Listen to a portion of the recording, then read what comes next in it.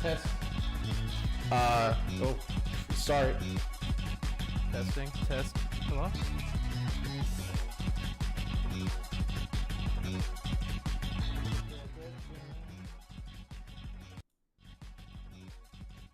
Sorry, I've been throwing together a streaming setup really quickly here.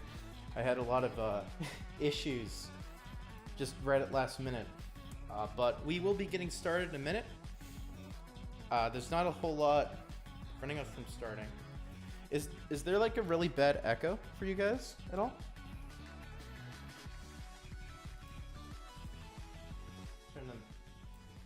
Turn the music down. I'll turn my volume up. Is there any echo? I can't really tell. It's probably pretty echoey. Sounds good? Okay. All right. Well, I'll wrap up my prep here and we'll get started in just a minute.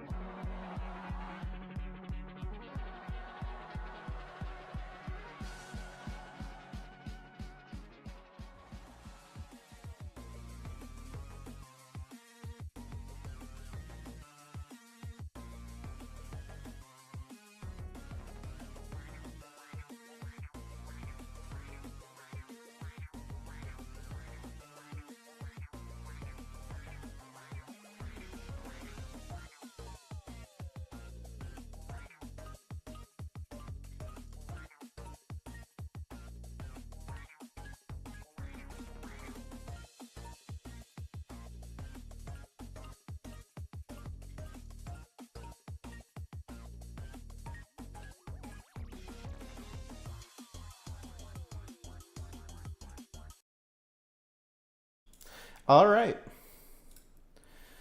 Well, welcome to the kitchen. We're going to be taking a look at the Flow X16 here. Excuse me. So this is the, oh man, my arm looks crazy from that perspective. So this over here, whoa, new setup. So there's going to be some problems, but this is the 3070 Ti model. It's the Ryzen 9 3070 Ti, 32 gigs of RAM, I believe. We can take a look at the side here. Yep, XS96. You can see we've got some specs here we can take a look at.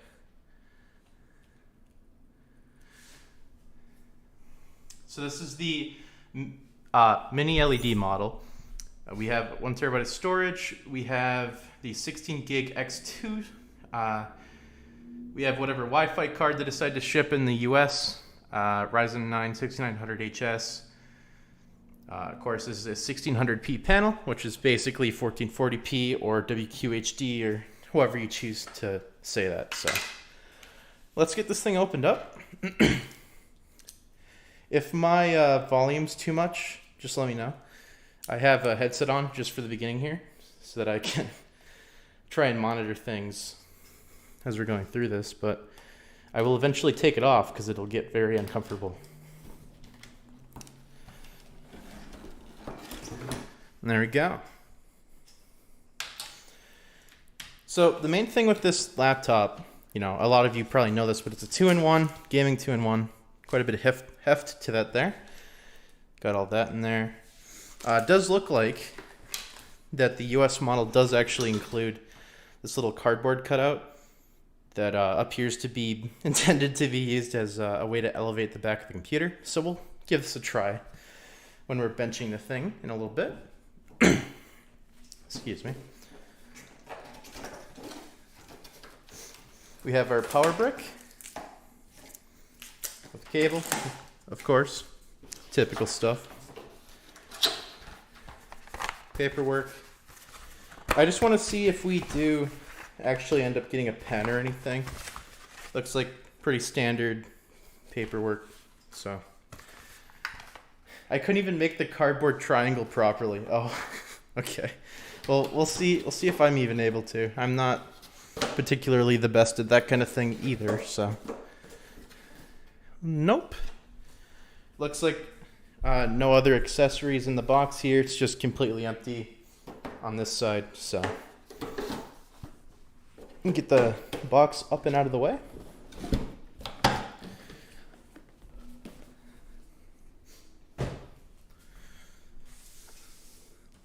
There we go. We have the laptop, charger brick. If any of you are Legion owners and are familiar with how big the 230-watt brick or anything are like that, I'm going to grab one and I'll be able to show you the difference. I'm also going to grab a different computer. We can run through just general sizing stuff real quick. Hold on.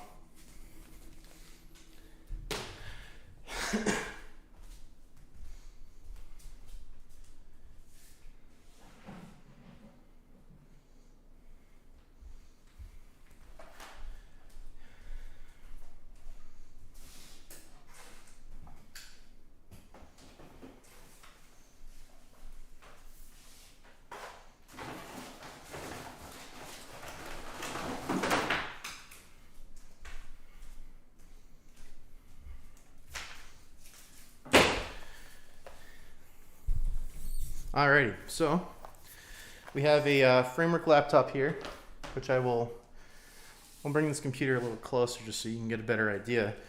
But you can see if you know what the framework is like, or if you've ever touched one, you know they're pretty deep. They have I believe it's like a 3x4 screen or something like that.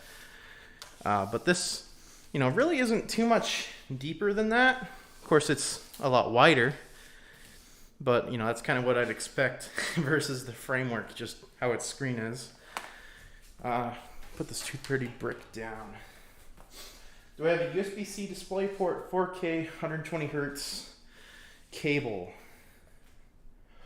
Excuse me.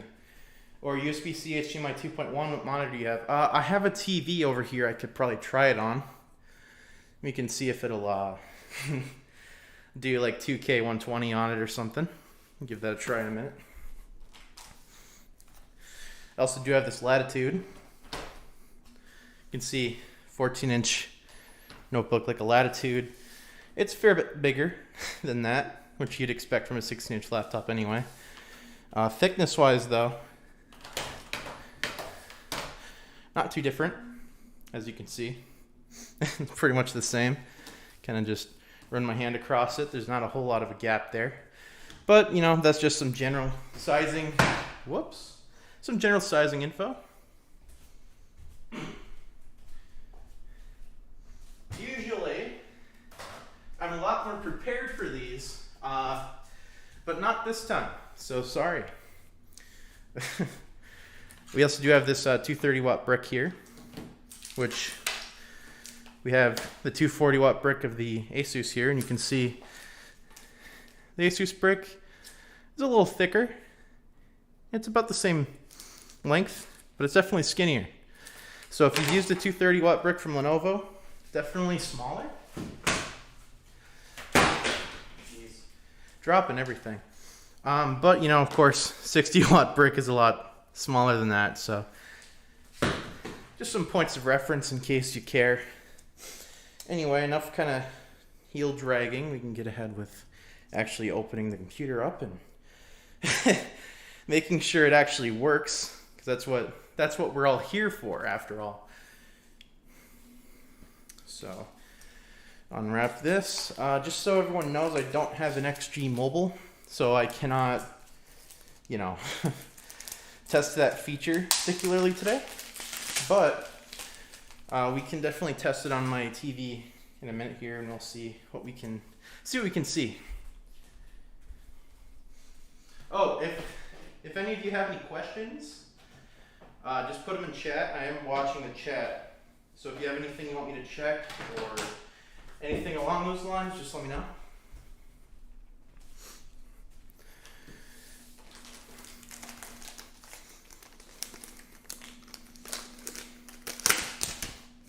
Man, usually I'm sitting down for these. It's a little different being able to walk around my entire area when I'm streaming. It's definitely going to be pretty echoey in here though, so I don't know how usable the audio... Sorry. I don't know how usable the audio will be from this stream for anything. I have this nice little sticker. And it's gone. Can you test if unplugging it from a charger auto switches the display to 60 Hz? Yeah, I will. Your plan is to get the 3070 mini LED version, then 40 series XG next year? Yeah, I'm kind of thinking about doing that too. I don't think AMD is going to really change up their graphics, their CPU game a whole lot by then, so give that a shot. But, wow, okay. So my initial, like, my big question with this thing was how would it feel? Because a lot of ASUS laptops, like the G14 and whatnot, they have like a really thick feeling paint on them. Sorry, I gotta bring my little guy up. But like this one, it feels like, what does it feel like? If you have like a non-stick pizza pan, that's kind of what it feels like almost. Like it just feels like it feels properly like metal. It doesn't feel like plastic, which is very nice to see. Especially for something that costs nearly $3,000, you know, I don't really, I wouldn't want it to feel like a toy like the G14 and G15 kind of do to me. And this feels much, much closer to like a Razer, but without the like anodized, like skin oil sucking, like pretty much raw metal that those have. So that's nice already. So you've got lovely ports, XG connector, there's a little USB-C in there. Looks like everything is all good. Feels pretty much the same on top and bottom. It's got this nice texture to it.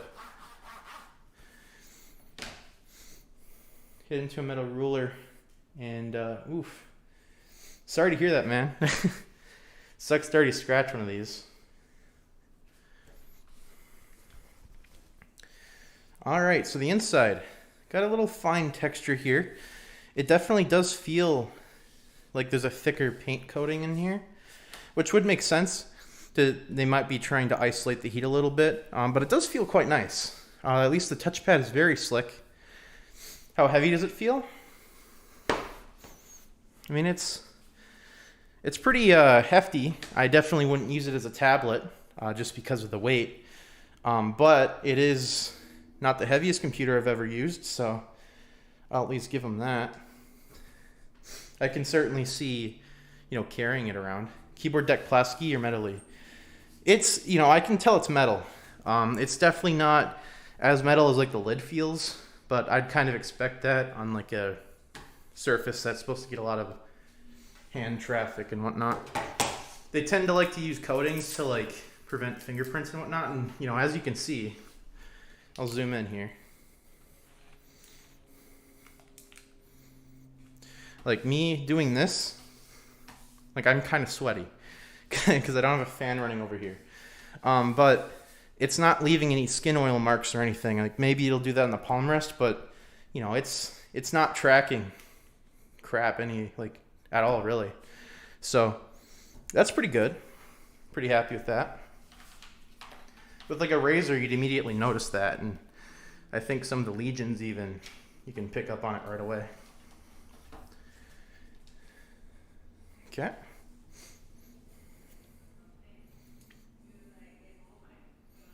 I'm right by the door of my apartment, by the way, so you might be able to occasionally hear people.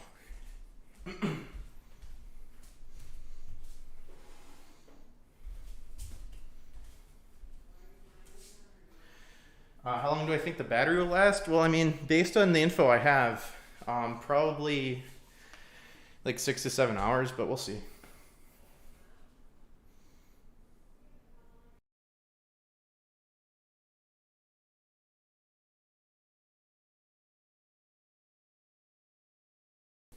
I missed it, but there was a little boot noise. Sorry, I was drinking some water. How's the bottom look like? Is there an opening for the third fan? Yeah, there is. I'll show you. You can see we have intake for the third fan. Very, very good in general cutouts here.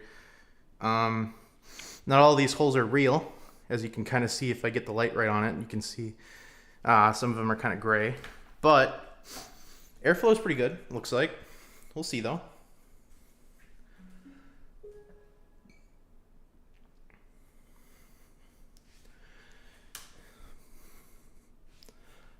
Excuse me.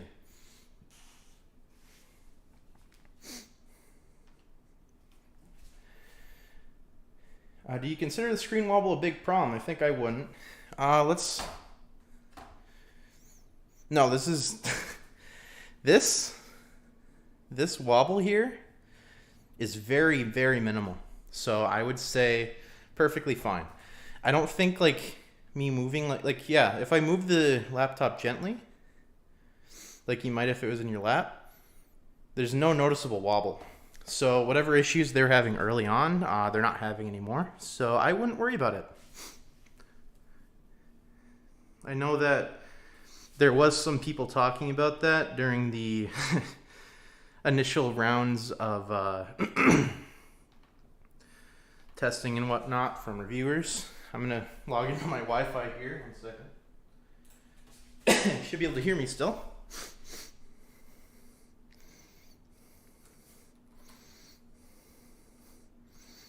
I won't set a password up this time though on the computer, because last time I did that, that caused issues a little bit.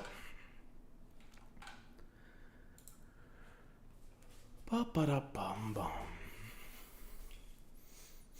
Do you consider this? Never mind. Yep, someone in the chat has one. Hasn't had any issues with wobble. How's the sticker placement? That's a good question. We'll see in a second. I'm gonna call this as X16. Let me just look.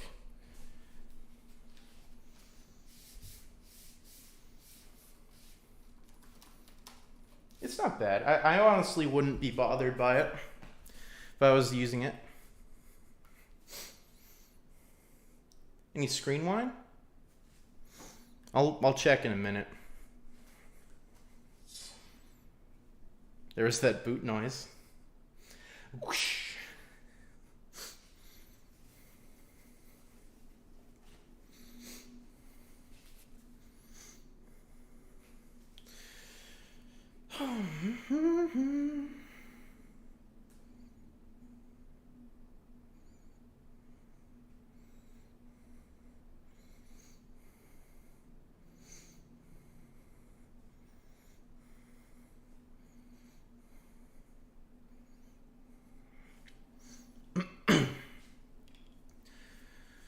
Of course, we're not really seeing the mini LED yet because I think it's single zone by default.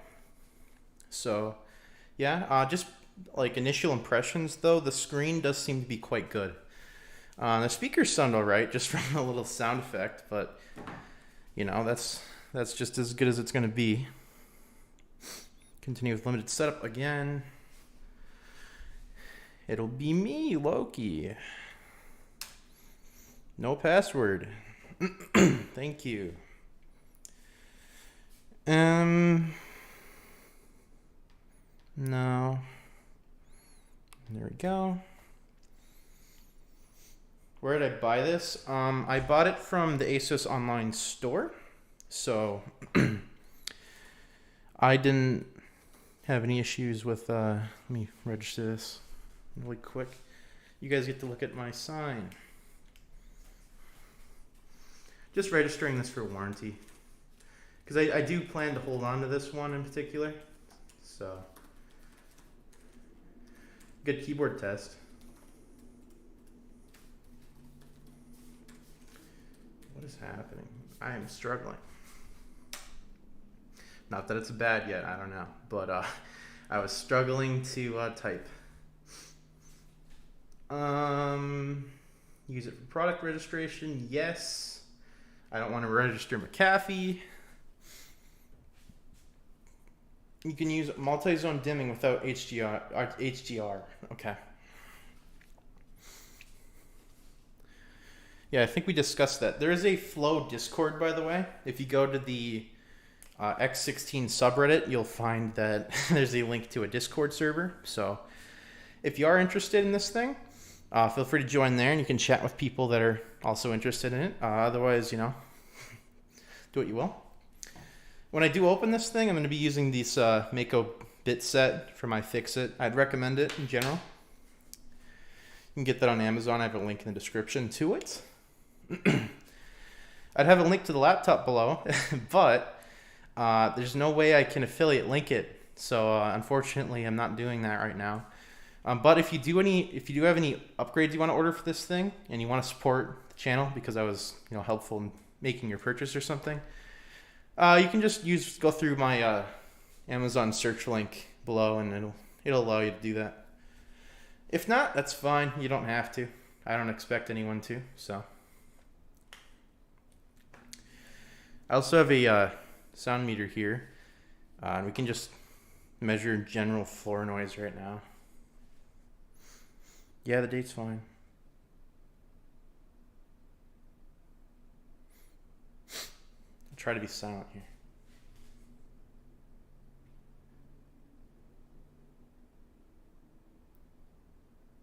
It's kind of loud here. Floor is like 37, 36 right now. I'll have to test that later, but yeah. So we are into the system now. Let me actually try and pair my mouse real quick, because I don't want to have to keep leaning over. Mice. MX Master, please. Come on. There we go. Am I doing Wi-Fi card? Yeah, I'll be doing the Wi-Fi card in a bit. If I have a bad Wi-Fi card, that is. I don't know if I do. Alright, we're good. So I'm going to see. Let's see what Wi-Fi card I have. Let's just take a look at the specs. Just in general. So pull this in. I could probably just plug the laptop in, but I don't really want to right now. So, okay. So we have 3070 Ti, of course. You can see it up here. We have a MediaTek Wi-Fi card, which is just going to cause issues for us probably, but yeah. 32 gigs of memory at 4800 megahertz. And the Ryzen 9 6900HS. Okay. The display matte or glossy? It's glossy. Will it have a 1920 by 1200 option? I have 1440p and 4K in laptops. I hate. No, there's not an option for a lower resolution screen, unfortunately. See if I can do some redneck engineering to shove an AirTag inside here somewhere. Yeah, I have no idea if you'd be able to do that. This thing's pretty tight, but if you tried to find a spot for it, you probably could if you like parted out the the AirTag. Of course, we have McAfee on here, so we'll have all sorts of awesome stuff to deal with. But we're gonna update every driver and everything here before we get too far into things so that, you know, we're up to date. So it looks like we have a battery limiter, so we can limit the battery to 80% or 60%. So if you use this thing at a desk, you know, you could just keep it at 60% until you're like, well, I'm going to go somewhere tomorrow, and then you put it at 100. There's some connectivity thing, Smart Connect. Looks like there's an update. We're going to have a lot of updates. These streams tend to be a lot of updates for like the first 20 to 30 minutes after I get the computer going. So my apologies if it does, oh my God, if it does go a little slow here at first. But I do have pretty good internet here, so it should be okay. Looking at 3060 model, seems great for your use case, so that's good. There is one that's going to be sold at Best Buy soon. That's a 3060 in the US. So if you're looking for one, you can get one there. 1440 and 4K in laptops are a waste of FPS. Yeah, I kind of agree, to be honest. There's some truth to that.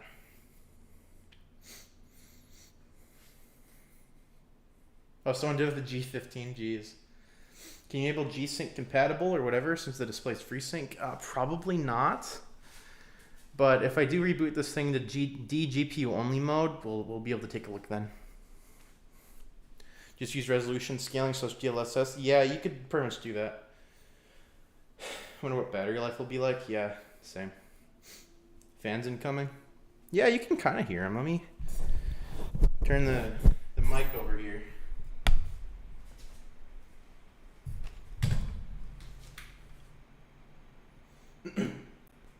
Yeah, you guys can't even hear it at all. It's quite quiet. I certainly wouldn't be too worried about it. Like I can kind of hear it.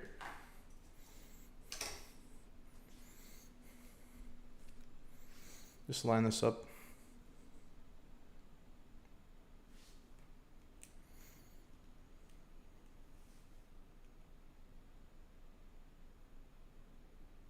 Yeah, that's very quiet. Just for running a little update here. I mean, usually laptops when you're doing this get pretty loud, but also we haven't opened Armory Crate, so you know, Armory Crate is how you control most things with these laptops. There are alternatives that have been made by the community recently because Armory Crate kind of sucks, but you know, that's kind of a thing you can either choose to use or not.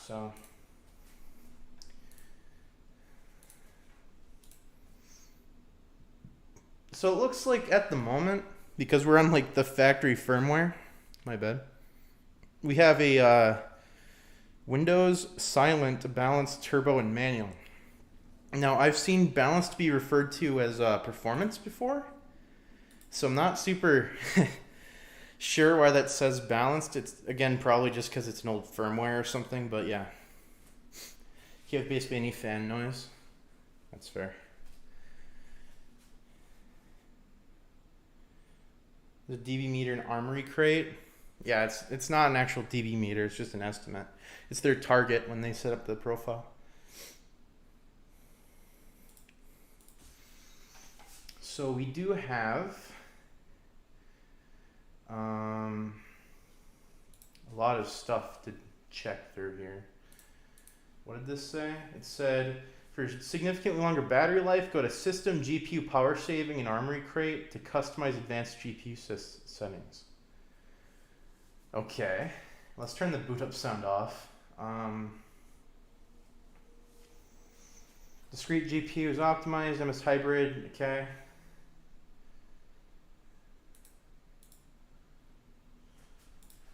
Honestly, I don't know. There we go. Now we're in multi-zone.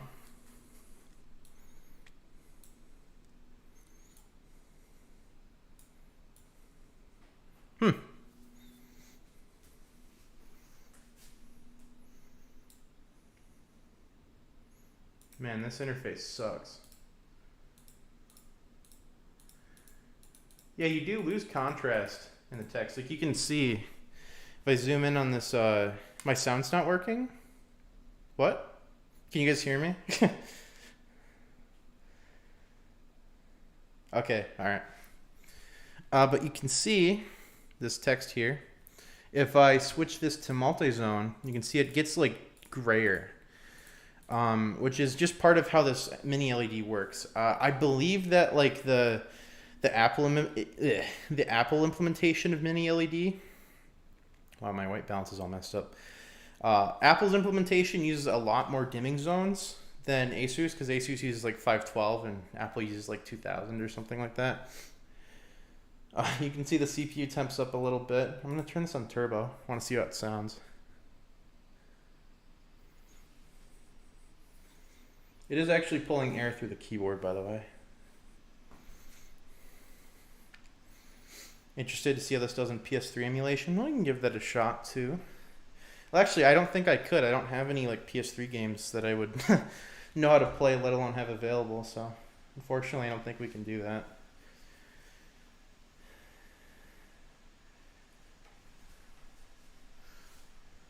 Panel overdrive. Okay. Panel power saver. Switch to a lower refresh rate. Okay, so that's probably what I was looking at. I'll let these install still. We're waiting on updates. Are these units available yet? Yeah, if you go to asus.com, they should be available for order still. I mean, I can just pull it up on Edge here. Start, oh my god. Yeah, I don't know. Stop. Okay, ASUS Flow X16. Here it is. Accept. And it's in stock. Yep. So you can see here. Wow, you can't see anything right now. Maybe later. God, there's so much happening. I can definitely hear the fans now, which is not something I would be particularly surprised by. But the temperatures are staying pretty under control on the CPU, and it looks like the GPU's off, so that's good at least. Sorry if I'm kind of all over the place. I haven't reviewed a computer in a while, so it's just trying to kind of remember everything. Love the minimal screen bezels. Yeah, they're really nice. But yeah, so still can't see anything because I have the brightness too high. So this is the laptop. It's on asus.com. It's around $2,700. Screen display is 16 by 10. Yes, it is. So this is a pretty expensive computer. Now this, I know there was someone saying that when you have multi-zone on, you bring the brightness all the way down, the screen starts to look like wrong.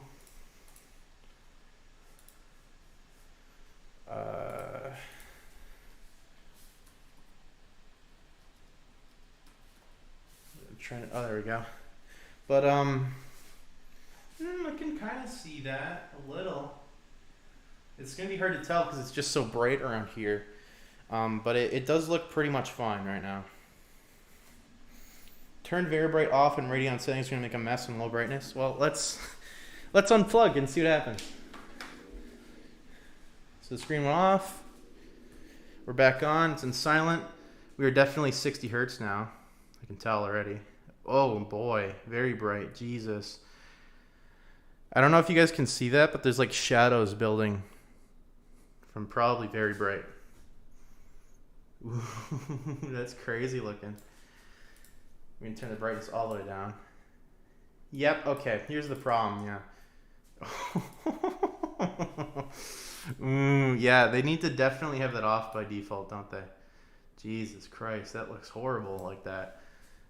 Okay, so their fix for that is probably going into the Radeon software, which is basically impossible to see right now. I'll let this load. I don't even know where my taskbar is. Is it? Here it is. Skip. Oh my god, this is like horrible looking. Like this one. Display. And we'll turn very bright off. And now it still looks like it's doing something. Something's not behaving. Because it wasn't doing this in the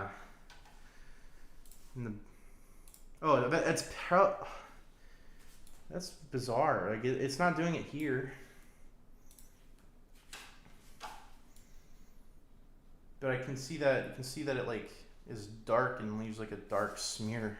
Interesting. So that might just be an artifact of that multi-zone. I'm gonna turn it off. There we go. Yeah, now it's fine. Now it doesn't do that.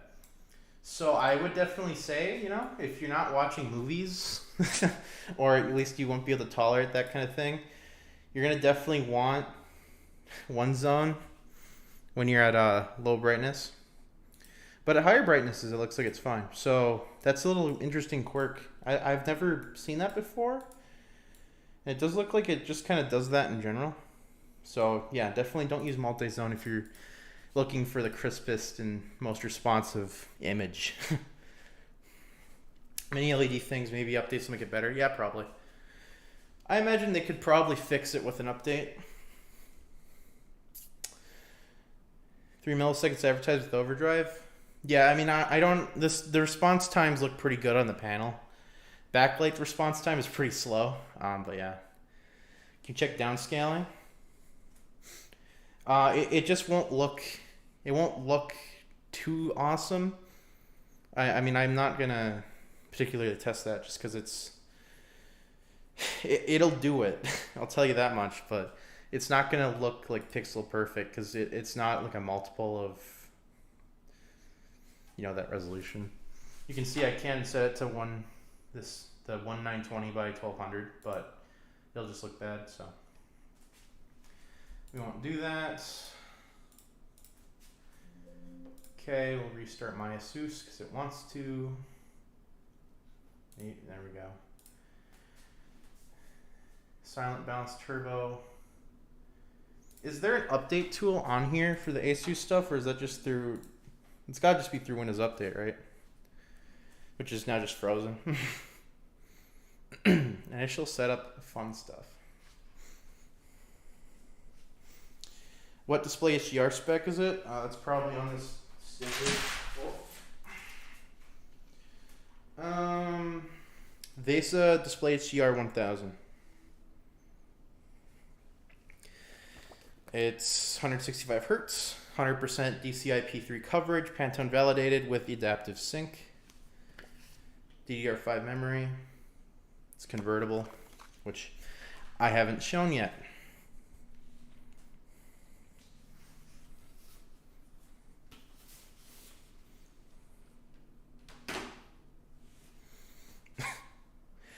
There you go.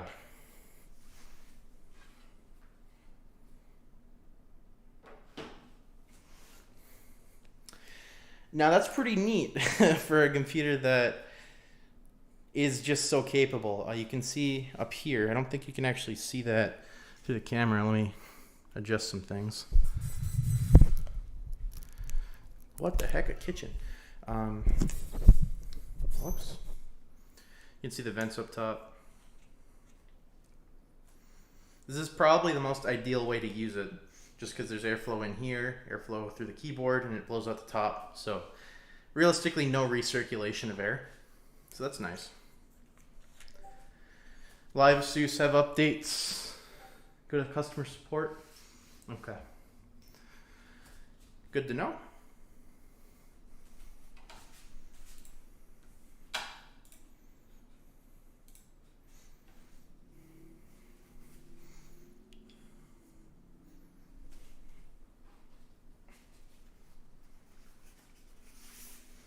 Looks like the 2-in-1 feature works quite well. Yes, I know. Oh, look, it's updating again. Oh, good. Windows Update will spin forever. We will start testing things soon, I promise. I'm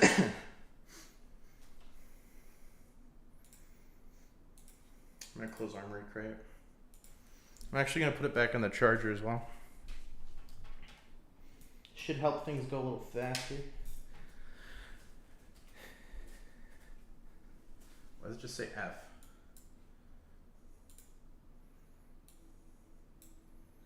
What's this F? Oh, flow. Wow, okay. That was a stupid thing.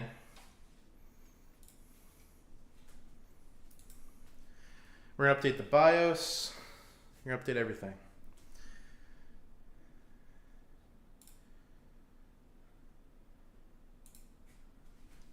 Essentials.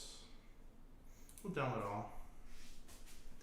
Ah, yes, choose a folder. Downloads. Usually I would have like prepped a lot of this beforehand, but I got busy, so I wasn't able to do that before. And also I kind of wanted to do the unbox live just because it'd be interesting. HDR is insanely good when done right. Yeah, I mean the mini LED is probably going to look pretty good with the HDR, so. Picked up a used Surface Laptop Studio. Don't really like the 43 millisecond response time. Makes 120 hertz not feel like 120 hertz. Yeah, that's kind of the thing. If your response time sucks, then yeah, you might as well just not even have gotten a panel that nice, which is a shame.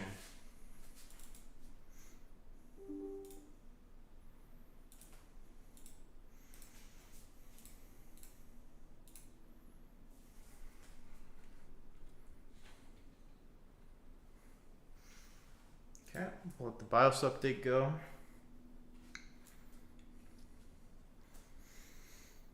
You put your keyboard down, tell me you think the keyboard's touching the table. I mean, I can look at it real quick. Yeah, let's restart anyway. Keyboard doesn't protrude above the deck and there are rubber feet. I'll just set this down.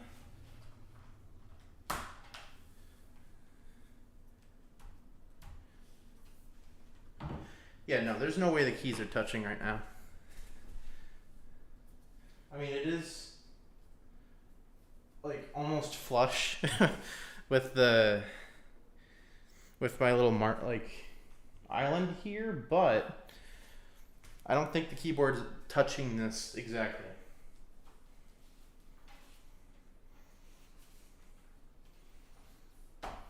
I won't worry about it. I would definitely make sure whatever you're setting this on is clean and not abrasive, but there's that. Think about getting a VivoBook Pro 15 or 16X. They don't seem to be available. That's fair. Small legs are designed to hold the screen. Yeah, I mean, I guess, but like the screen also has like a bezel, which is really what's actually designed to do that. So, I mean, I guess so, but it does seem like these are usually intended to keep it somewhat support. I don't know. We'll see. I imagine it is sitting pretty much directly flat on the counter here, but I don't know. I honestly wouldn't be worried about it. They are disabled anyway, but I wouldn't really just throw around everything. The small legs are designed to hold the screen. Oh, yeah, on the bottom. Yeah. Since this is happening, I'm going to actually try and fold that little lift for this thing in the box.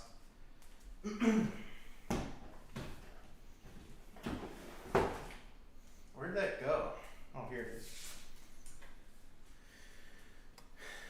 So we have the little feet that are pretty weakly glued in that I have to kind of pull off.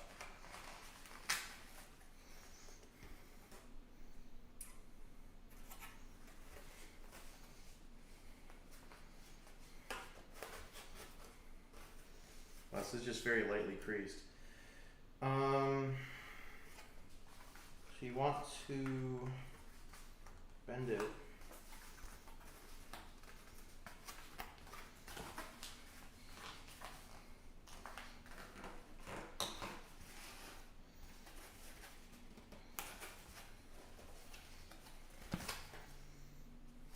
This piece goes up and like that. This is such a bizarre thing to have in the box.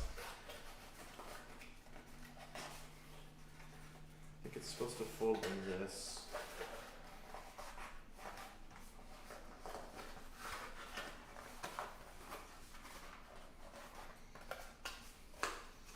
Yeah, okay, so it's supposed to do that and like that. So then this folds down.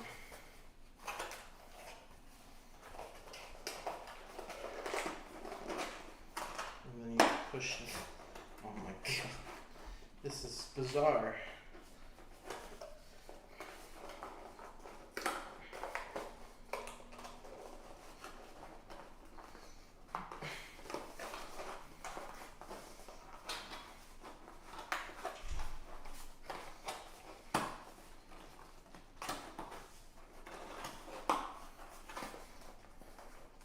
BIOS updates. Yes. Sounds like you're making a balloon animal. Yeah. I'm in tablet mode. Yeah, I kind of got that. It's fine.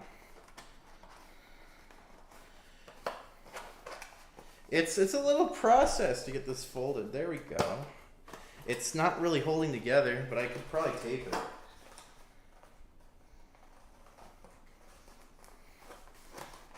Yeah, I'm gonna have to tape this. Where is my tape? There it is. Took you a while. Yeah, it's something.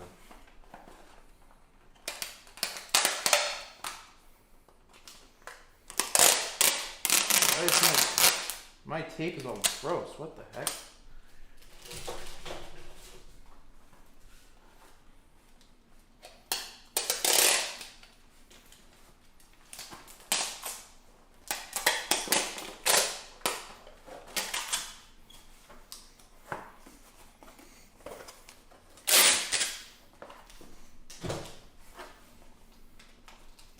We're cheating. We're to CPU temp. My Zephyrus used to have a lot of thermal throttle at 95. At least in the flow, they put some air filters. Yeah. I don't know. We'll see. There we go. So we have our little stand that was basically impossible to fold. I don't know if I even did it right, but I followed the instructions and then taped it.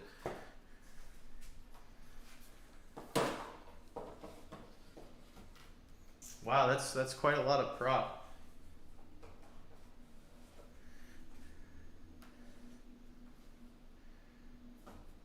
Little feet still holding it even? I think so.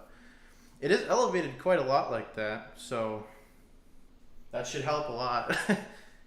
I can hear the fans a little better now, of course, but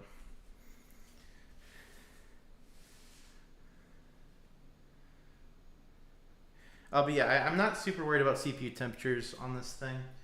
The cooling situation is more than competent enough for it.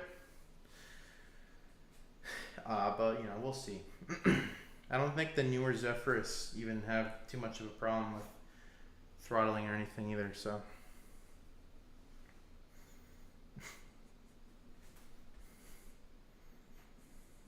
X Sean, yeah.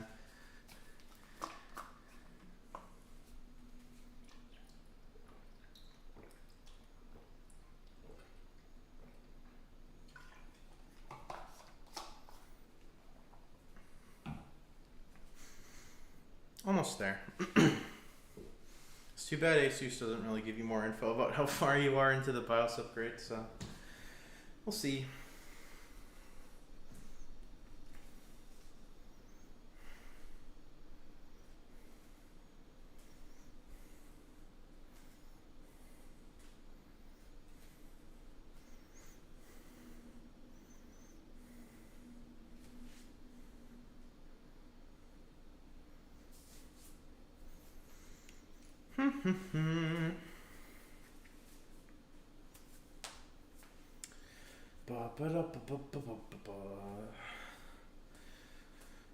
Might as well get that Wi-Fi card out of my framework.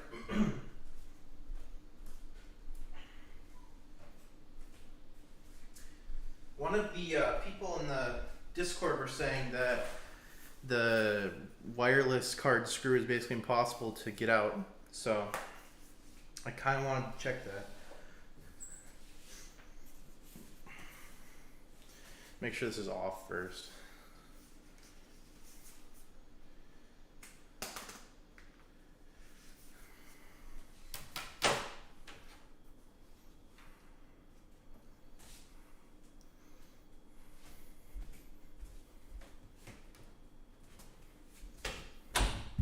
Whoa.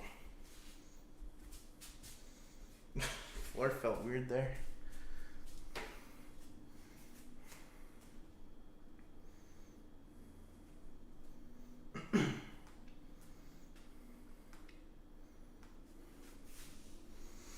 What do you think of the glare? Is it typical for a glossy display or particularly much or little? It's about typical. It's not like a mirror. It's definitely seems like they have some sort of slightly anti-reflective on it. Because it's less reflective than like this particular screen. Just because you can barely see the door in it, so. Cooling is fine. Problem is the fan. So close to each other gets a lot of dust. Yeah, I mean, honestly, I would just try and make sure your air is as dust-free as possible. Otherwise, there's not a whole lot you can do about that, to be honest. Considering framework, but really want 120 hertz. Yeah, that's fair. It's not like the framework is the nicest screen ever anyway, so. Thought I turned that noise off. Guess it didn't work. Oh, there it is again. Maybe that just happens after BIOS upgrades. It ignores that setting. Or maybe it resets settings because there's some major update. Who knows? Hard to say. That's not the right bit. This should be the right one. It is, okay. You're 51% there.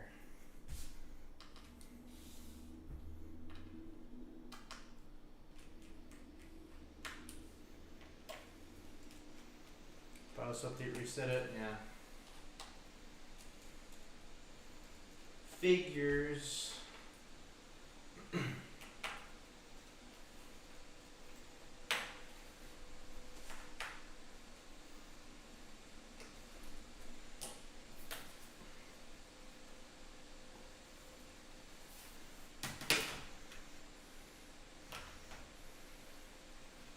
Wow, the fans did crank up a whole hell of a lot right now.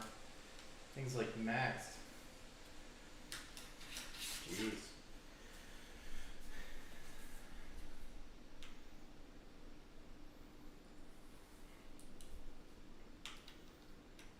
Oh no, I dropped cardboard.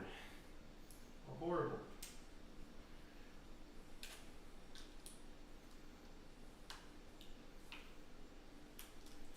So the particular card I have is a AX210, which I think should be fine. Actually, yeah, it's fine.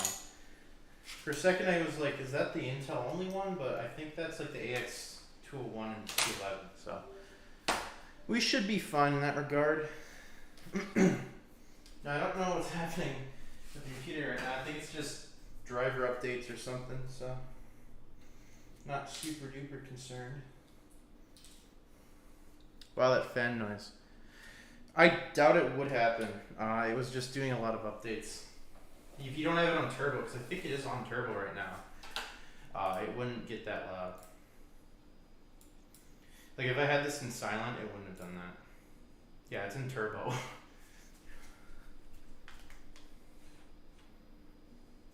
As you can see, we actually have the normal modes now. Put in silent. And now the loudest thing in the room is my fridge, so not too bad. Turn that off. Now, this temperature will be higher because it's still doing updates, just so you're aware. Behavior left. Excuse me. I'm going to do what everyone should do and uninstall McAfee.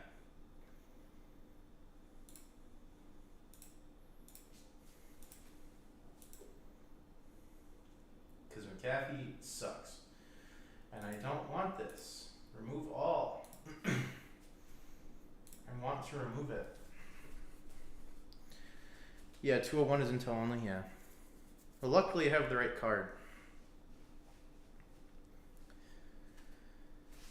I wonder if there's any other updates.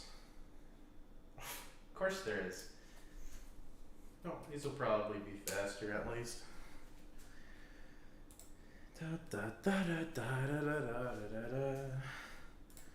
Oh yeah, I have to log in GeForce Experience. Oh, what a fun thing I have to do. I have to log into NVIDIA.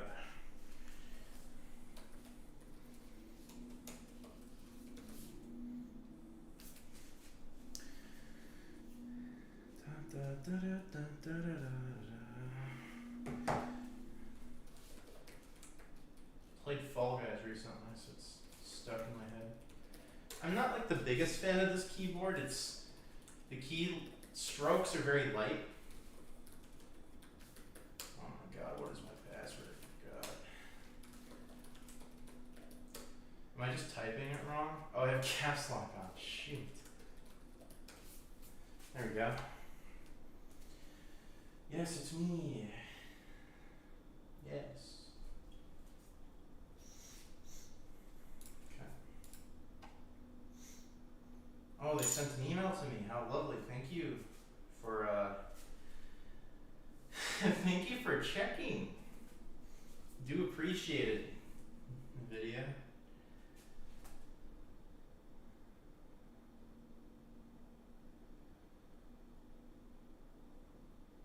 Not my date of birth is not 2022.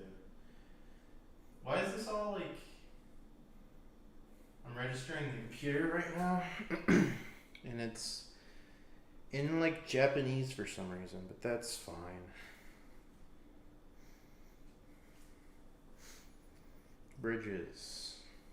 There they are. Sign up. Okay, good. We are registered. I also need to verify my NVIDIA account. Let me look at the chat. Does it feel bulky to you in person? I don't think so. It feels very thin. Like, I don't have any problems with it thickness-wise at all. Just, it seems appropriate, you know. But, you know, I'm not super picky about thickness either. Like, I think that the like 16-inch MacBooks are not thick. But some people are like, those are so thick and gross. So, I don't need to protect my NVIDIA account. I don't care. I don't use this for anything.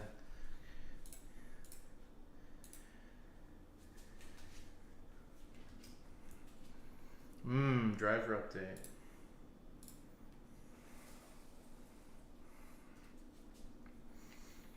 You get yours when you install Windows 10 LTSC. I don't know if that'll be fully compatible, man. To be honest.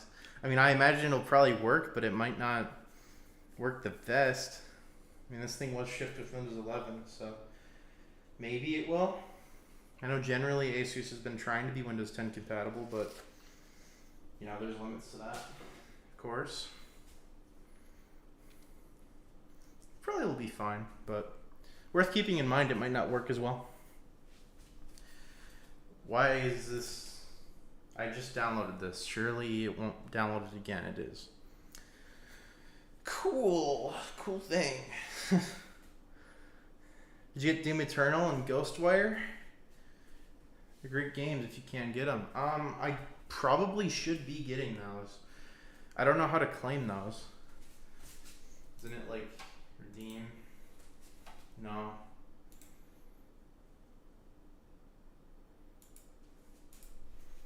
I don't know where I would have gotten that. Probably in my receipt, or maybe do I have to go to a page? Had to do it from the NVIDIA website? Oh, okay. Make a system backup before? That's a good idea. Why is it failing to download this? What the heck? Well, that doesn't make a whole lot of sense. Whatever. No. Go away. Sure, we'll restart. We need to restart anyway for Windows Update, so.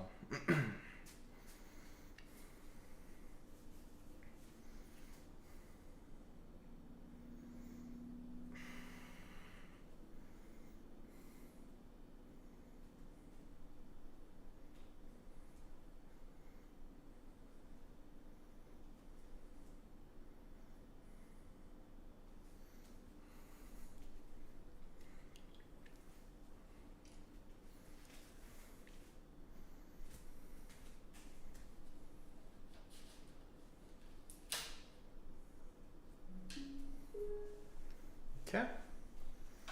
Defaults. Don't know what that is. Man, I really hate the Windows 11 start menu. We switch back and forth to multi and single zone, or leave it in multi-zone for convenience. I definitely wouldn't leave it in multi-zone because there are drawbacks. But yeah.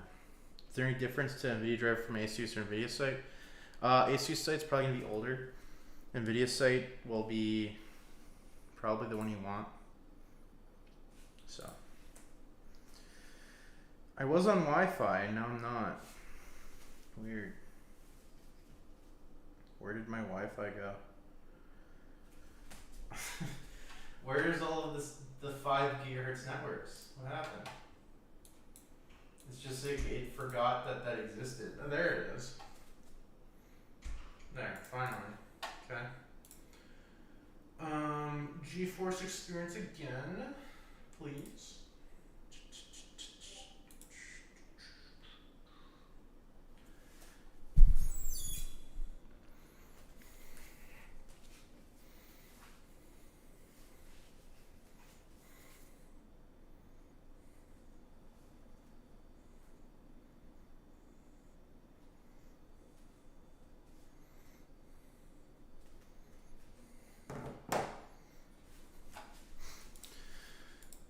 Oh, nice. GeForce Experience 2.0. That's so cool. I bet it still won't work and let me download the driver.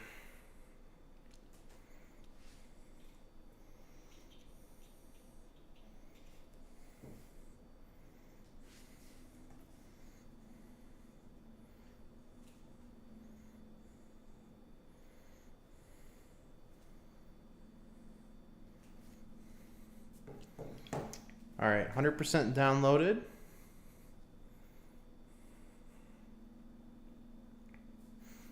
Preparing.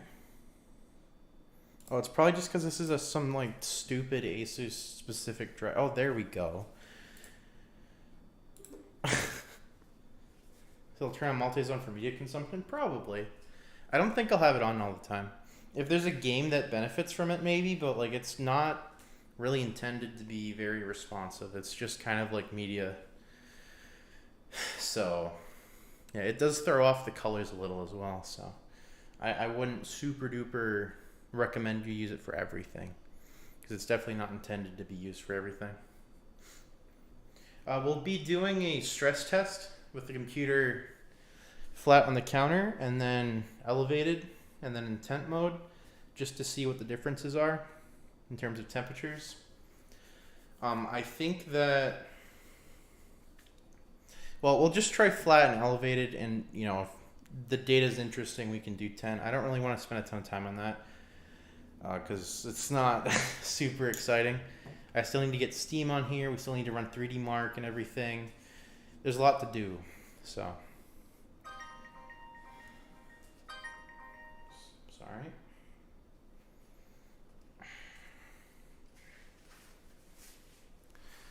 Complete install, restart. Restart again. Exciting. If I had an HDR video file, turn on multi-zone on HDR and open. Yeah, you should just be able to turn HDR on and multi-zone and watch that. Should work fine to do that. Had bad luck using VLC to play HDR. Yeah, I mean, I would probably use like the actual Windows Movies app, since that's gonna work better with Windows HDR, hopefully.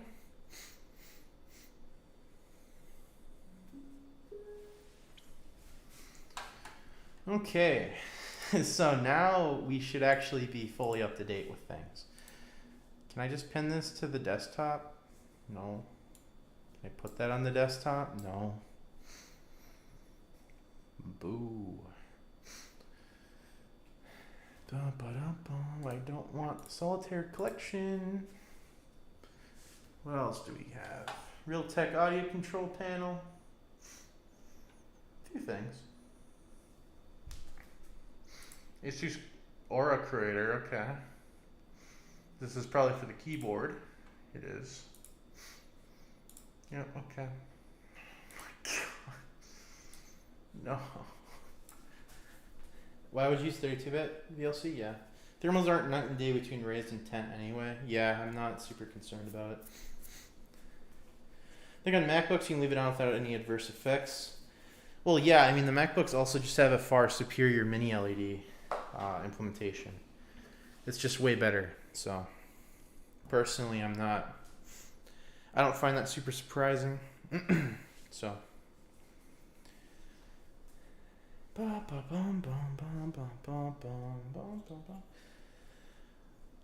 will actually try and install the Wi-Fi card here before we start benching anything. I just want to make sure we have everything up to date. Well, no, I'll do that last. We'll check the Wi-Fi card stuff after everything. I don't want to hold up the stream taking apart this thing before we even do anything with it, so won't worry about that for now. Not all retailers in it are supposed to give you GeForce code. Might have to ask ASUS. Yeah, I might have to. It's possible.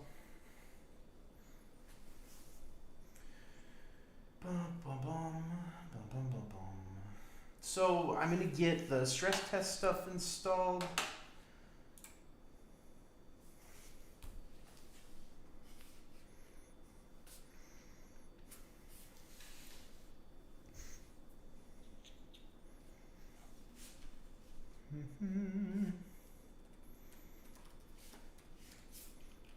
ASUS64.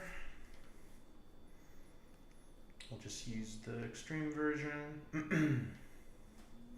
Just run it unlicensed for now. Info 64. I know there was one thing with this keyboard that's a little strange. I don't remember what it is. I think it doesn't have like a print screen key or something, which is annoying if you like to use software that has print screen. But yeah. Man, all these updates are freaking up the like OSD. Default.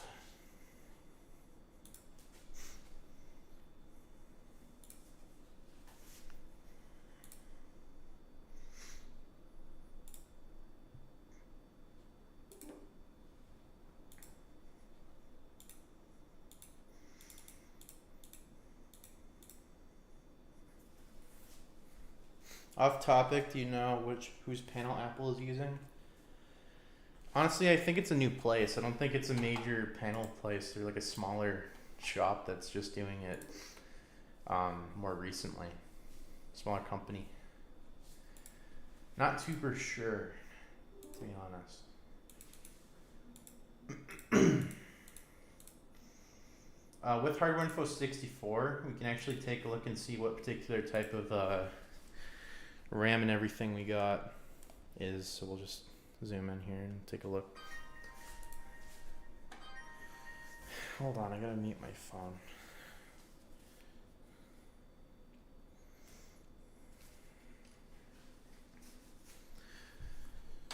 So we have GPU over PCIe 4, of course, quad channel memory mode. Can't see anything about the memory modules in here, unfortunately. At least not in this particular menu.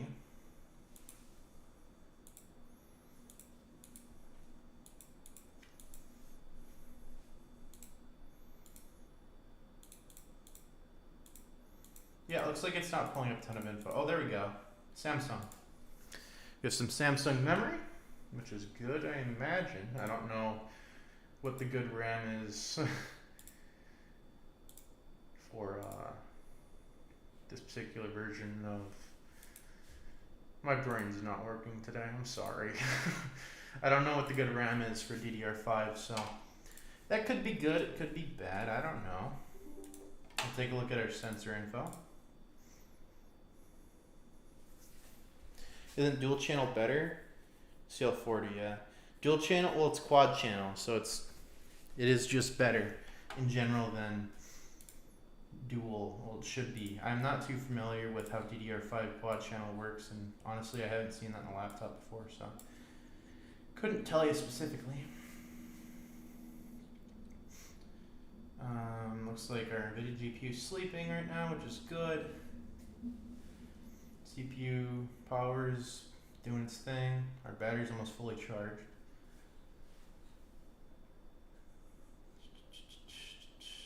Looks like our core temperatures are very even, which is a good sign. And I'm going to turn those off. Go to unified. Oh, looks like we actually have a fan speed readout. That's nice. So this is 100. Package, battery charge rate. So the GPU wattage. Okay. So we have those now, and I'm going to make it so that it pulls every second. Also need firmware. It's pretty poor, there's not really any good DDR5 out yet. That's fine. At least it's upgradable. Her DDR5 is in dual 1 stick, might be by 2 is 4. Quick math. It's probably dual rank or something by default, pretty much. Heard somewhere default you can do dual channel from 1 stick. Yeah, it's probably dual rank or something. Something along those lines for how it's implemented. It's probably going to just be very good compared to DDR4, even if it's kind of crap DDR5. So at least that's what I'd hope. I don't really know if that's true, but again, of course, it's upgradable, so I'm not super duper worried about that. Launch firmware. So I'm going to just test this first in silent, because I think a lot of people will be interested to see what the laptop will do in silent. And I'll make this render at almost native.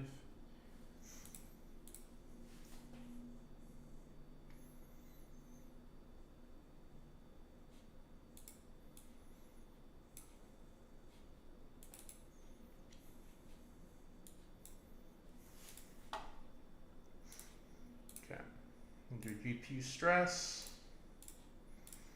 start CPU stress, restart.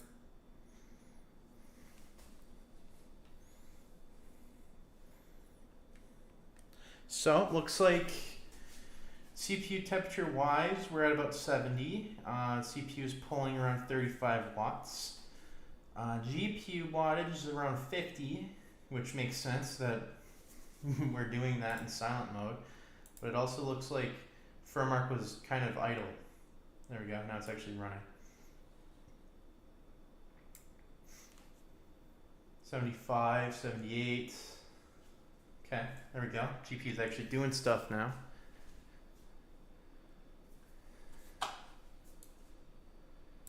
Take a look at our readouts here. So core temperatures are quite good, of course, it's liquid metal. I think you guys can't see everything actually. GPU temperature is around 73 so far, but actually, sorry. The actual NVIDIA GPU is 67 with a hotspot of around 79, but FurMark was also kind of AFKing. There we go. 79. Okay, so it looks like it tries to restrict itself to around 80 watts on the GPU and around 30 watts-ish on the CPU under high load. FurMark is kind of being a little pest and being annoying, but yeah.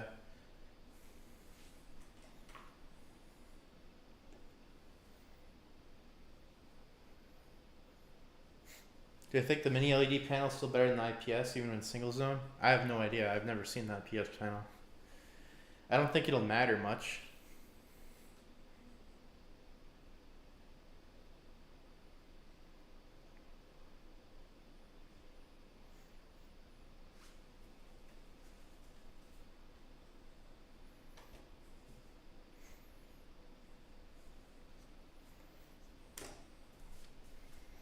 Yeah, this isn't very loud. How is it right now? I can't tell if it's picking up my fridge or the computer, basically. So it's pretty quiet. 43 decibels, maybe? I can barely hear it. Looks like the CPU is still down around 25 watts. So, this makes sense. It honestly, this is about as loud as most business laptops will get, is how this sounds. So it's very quiet. It wouldn't be that disruptive in a library or anything, and we're actually pinning it, so silent is definitely working. The CPU temperatures and everything are pretty contained. Looks like nothing's really getting above 80 degrees. So this is pretty excellent, especially given that it's just flat on the desk here. Oh, great. Now FurMark's I'm going to go AFK and not work. I'm going to elevate it now. And we'll see what happens if the temperatures... Well, yeah, I'll see if the temperatures change at all.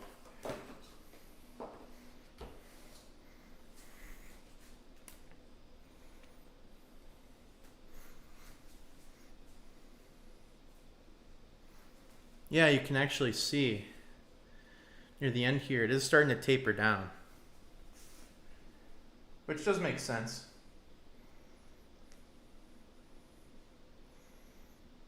In terms of GPU temperature, looks like the GPU is actually going down a little bit. It's going down towards 67 degrees. So this is actually pretty good. Pretty good behavior. I'm pretty happy with it.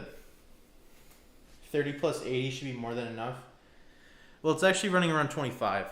So yeah, I mean 25 plus 80 in silent is going to be more than enough. And if let's say I'm not running games in the library and I just want to compile something, we'll kill the game. We'll kill FurMark. Let's see what happens to the CPU power. And now the CPU power is up to 65, and CPU temperature is going up, of course. Fan RPM is pretty constant still, it seems like. Still around 44 decibels.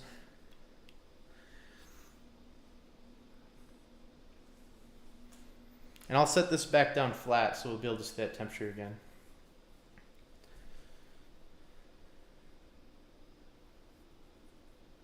What are we doing again? Running a benchmark?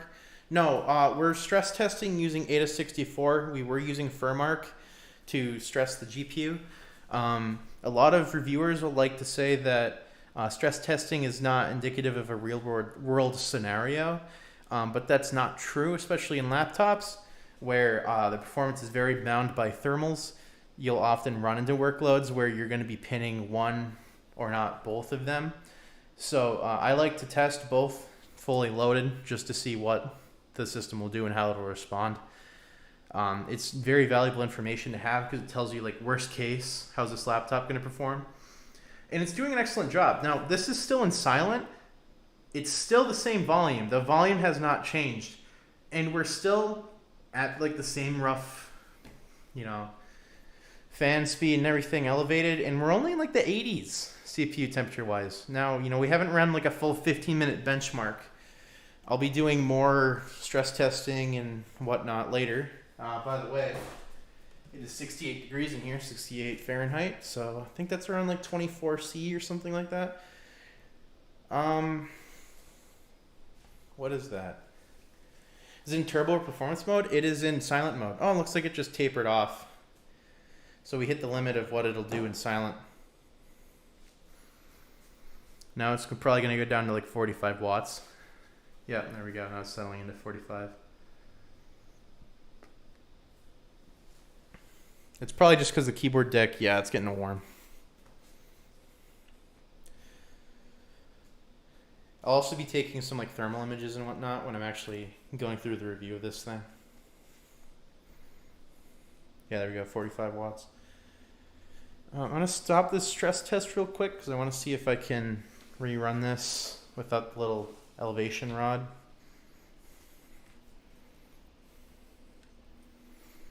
So the temps are in silence, and turbo, this thing will be a house heater. I don't know if it'll necessarily be like super bad in turbo, but I imagine it'll be significantly louder and have more performance available, at least.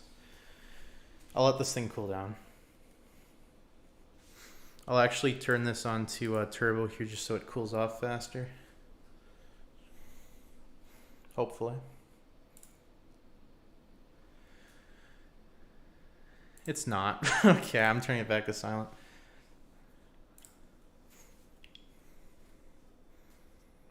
One thing worth note is that some of these machines will come with a bad like power profile installed out of the box that prevents them from clocking down all the way, so we'll have to look.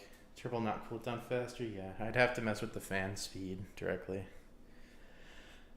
Looks like we're about back to ambient.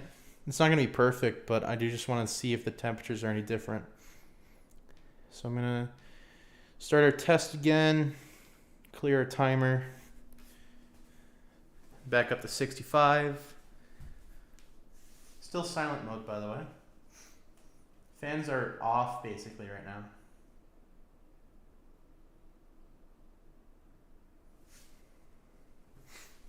How's the device feel? Is it warm or hot? Yeah, I mean the keyboard is like, you can feel a little bit of heat, but it's not super hot, so. The fans still aren't running yet.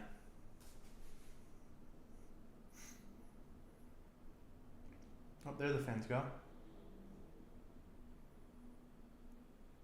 Gently running. We're probably throttling a little bit right now. I would not be surprised. Yeah, we are. Looks like they have the throttling set up to be... Oh, it's not actually. It's not thermal throttling. Okay.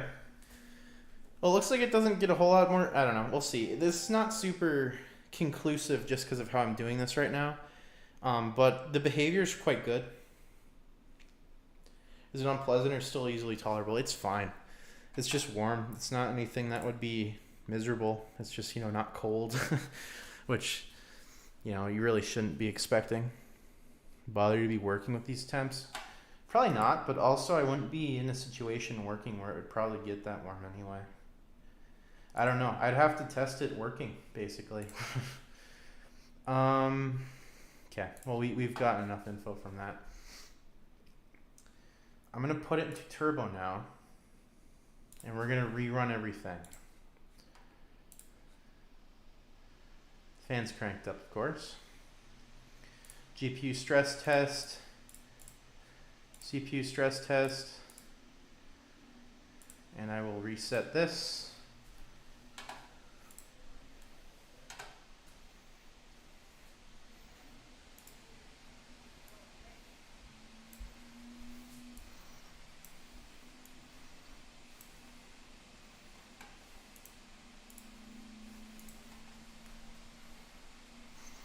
So we're running at around 103 watts right now on the GPU. CPU is running around 36 for some reason.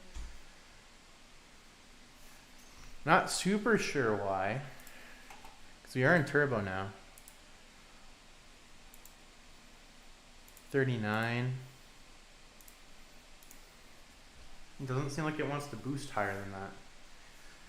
Let me play with something here. Stop the CPU end of the stress, just FPU. Nope. Huh. Okay. Yeah, I don't know why it's limiting right now. I guess that's how it wants to limit. GPU power's out the chart. Yeah, it's limited to 100, so it'll be a little high. I mean, are you late now? I mean, well, we have been doing this for like an hour, but yeah. So I'm not sure what's happening exactly here. It looks like for some reason this is set up to limit it around 40 watts in this situation, which is interesting.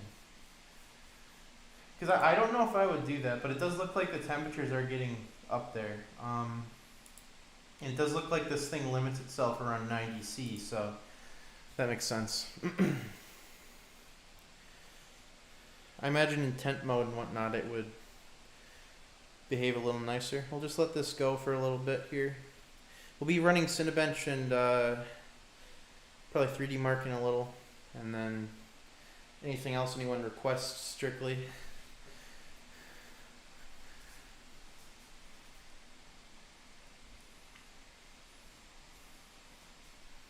Looks like the temperature's still going up. Depends on what you're doing, CPU or GPU will draw more power. Well, we're loading it up on both fully. Like, this is a full system stress test. So this is just the behavior of the power management of the computer. It's not that like our load is limited or anything in any way.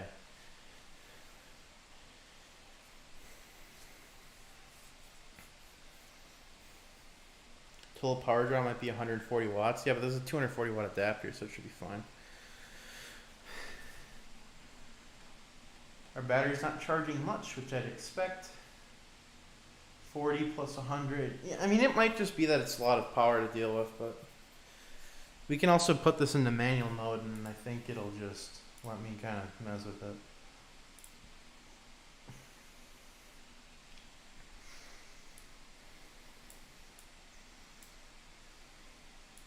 It's not letting me just do it. What the heck? Only 30% fan? We're just going to see how much the heatsink can handle in manual. Because I think Jared tends to do this, where he just cranks the fan settings up all the way.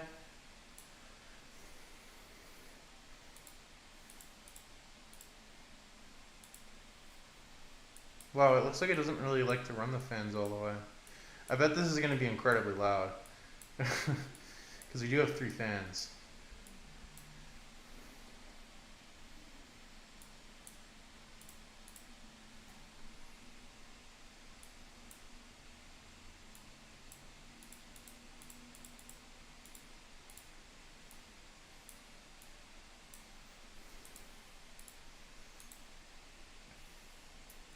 Thermal target 87, dynamic boost 25, power saver. I don't really know what this does. It's too bad I can't increase that. Oh, there we go. I just have to crank it all the way, maximum power. And now apply. Enable manual overclocking. Well, I'm not overclocking, so it'll be fine.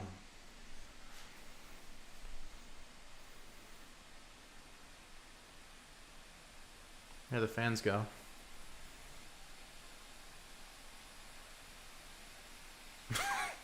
Wow. Doesn't look like the CPU for some reason really just doesn't want to go up. I think it is just like getting temperature limited or something. We can try elevating it here and see if that makes any difference. It sounds like a drone now. I see what Jared was talking about. Must be that third fan. Can you guys hear that?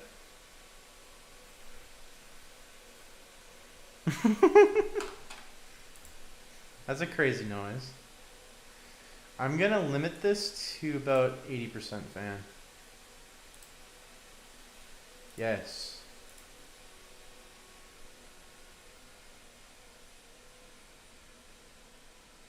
Yeah, it looks like the CPU isn't gonna budge. But that's fine. We can tweak that with like a tool called like AMD APU tuning utility and whatnot. You drop it, it'll stay in there hovering. Yeah. I'm gonna go back to turbo. That third fan is so loud. That's crazy. Now I can just hear it. Huh. That's funny. Okay. But yeah, so it looks like elevating it is helping the CPU temperatures in general. You can see that they are starting to taper down. CPU fan is running at 5300, system fan 6500, GPU fan is 5100. So it should be around 45 decibels. I don't know if that's true. Let me check.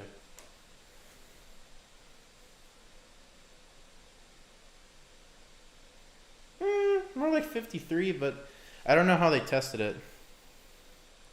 Hard to say. Anyway.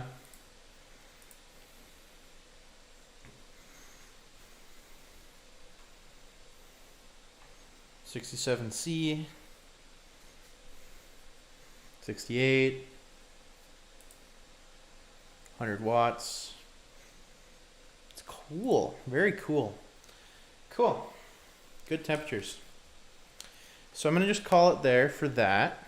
I think we've done enough torture testing of the system to kind of have an idea of how it's going to perform in these situations. Let's let it cool off. I'm going to put it into performance. Quiet the fans down. Very quiet now. And let's get some stuff downloading. We have to get 3D Mark and Cinebench, so we can get those.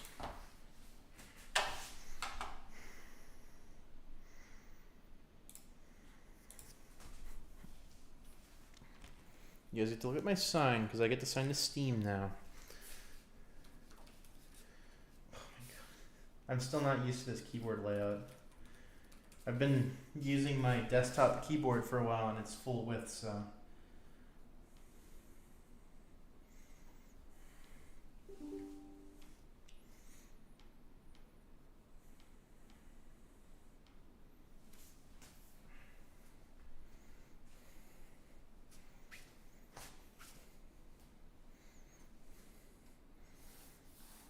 This is pretty hot in the middle of the keyboard, but it's not, again, it's not uncomfortable. I don't think the temperatures have ever been uncomfortable on this deck when I've been touching it, so.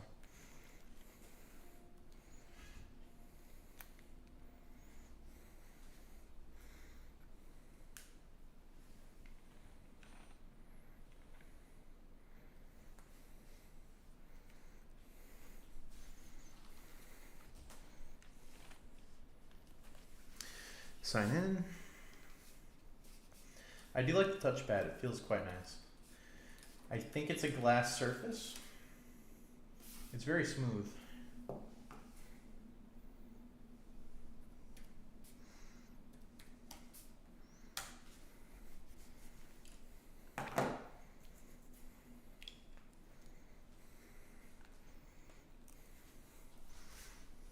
Okay. Bum, bum, bum, bum, bum, bum.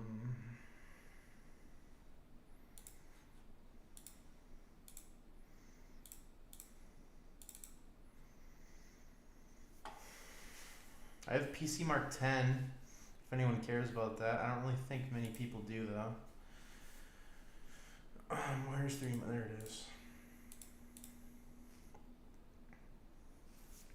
Did we find out the HDMI is 2.0B or 2.1?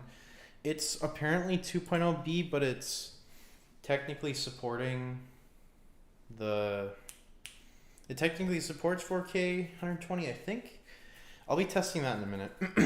I have an HDMI cable available on my TV. I can check it with easily, so we shall see soon. Actually, I'll check that while this is running. You guys get to look at the sign.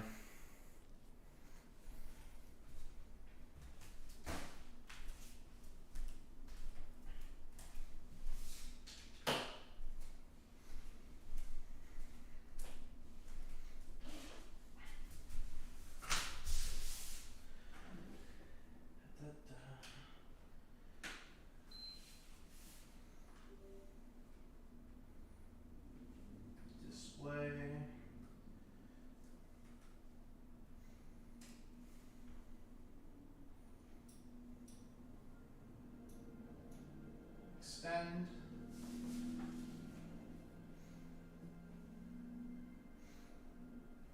This I think you guys can hear me, but this computer is definitely not as like cumbersome as like a Legion 7 to deal with, so we'll say that much.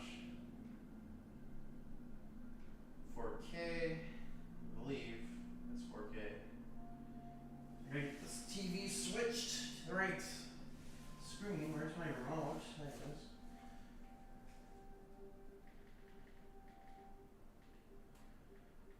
HDMI 4.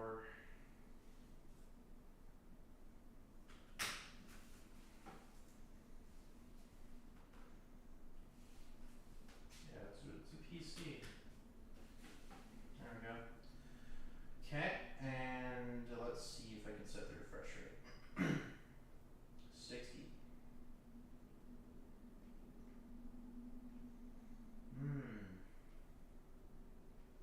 Interesting. Okay, so having this plugged into the HDMI port on the side, which I don't know if that's directly connected to the GPU right now. It may not be. Let me check the NVIDIA control panel. You guys probably can't hear me. I'm sorry. I can't see the chat right now. Control panel doesn't even want to start because it's not seeing the GPU. It's asleep. Yeah, we're definitely running off the integrated right now, aren't we? We gotta be ready on.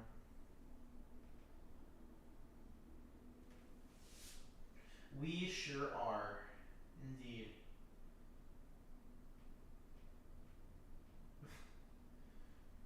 Well, I don't think I have an adapter that'll do 4K out of the USB-C, but I can switch this to DGP only mode, which is likely to switch that over to be the graphics card. So I'm gonna do that. Yep. Do I have my phone with me? No, I left it over there. I'll look at the chat in a minute. You guys keep talking to yourselves over there, and I'll be back. Hold on. We're restarting.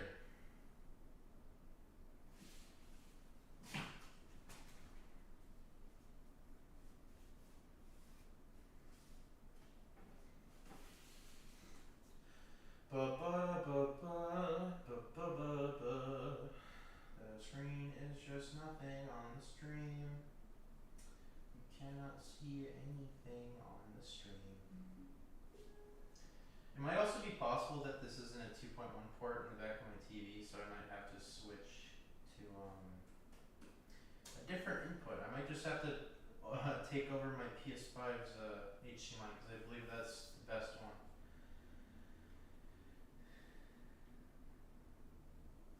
Huh, okay. So what is happening right now? I think I need to do this through this menu.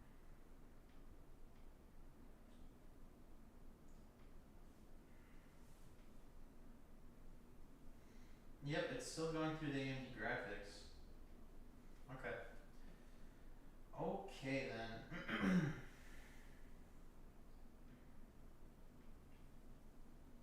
Well, that's unfortunate. I don't have an adapter, so I can't check. But it can do 4K 60. It just can't do anything higher than that at the moment. I don't believe the integrated graphics can't even do higher than that, by the way.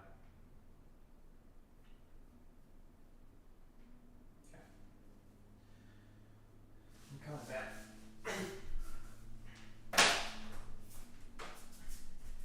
Ouch.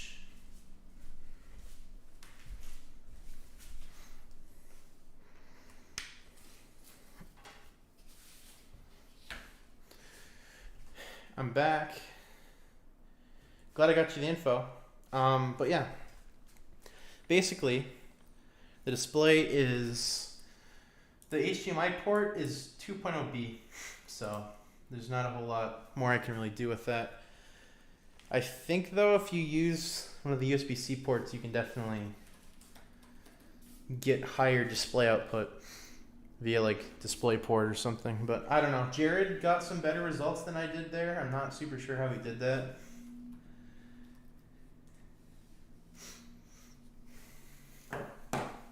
Maybe the pre-production units would do it or something. It's possible.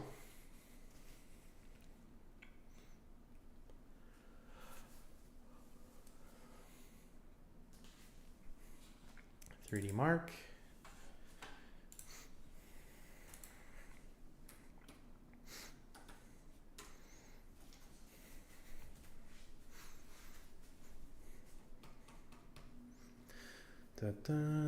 Cinebench.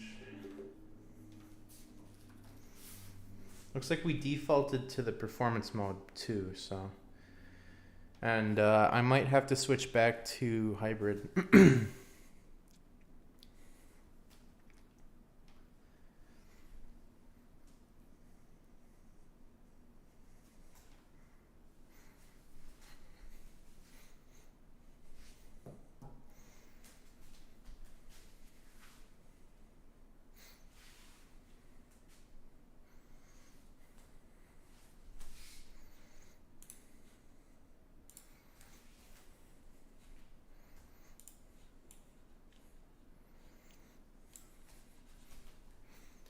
We can conclude that it's easy to use this in a library with light work and not get lighter than a typical business laptop, and if we stress it, this will be tolerable. Yep.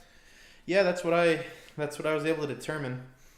It shouldn't get really too loud, so I would be comfortable using this in like a public setting because we legitimately made it run as hot as it could realistically get, and it was very quiet, so should be good. Should be fine. I think after we run Cinebench and 3D Mark, we'll kind of wrap this up, and then I'll do some testing off stream because we're running into like 2 hours here, and I am, not super pleased with my streaming setup right now, and this probably isn't the best stream I've ever done of testing, so I can always come back around for that. But we're in DGPU mode, so this will be as optimal as it can be realistically for performance in 3D Mark. I'm putting it into turbo. The fan's immediately ramped up for some reason. Whatever. We'll turn the demo off and we'll run it. Time Spy. Whoops. That's awesome, is like your main concern. Well, I'm glad I was able to help with that. Thoughts on this versus the M16? Honestly, I don't know. I haven't used the M16. I'm not super familiar with its offerings in general. So, if it works, if it's something that you're interested in and you think it'll be better for you for some reason, I mean, that's kind of just like a dumb, obvious thing to say, but, if you're into that one, and you don't really care about the 2-in-1 features of this, it might be nicer, but I don't know how good that computer is, so. And I don't like to make recommendations without testing the system, so. It makes it just difficult unless I have like good data available. And I don't for that particular device.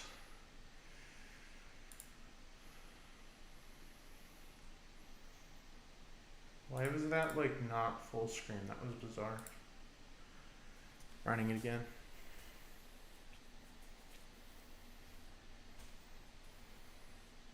I just won't touch anything. Hopefully it'll just behave this time.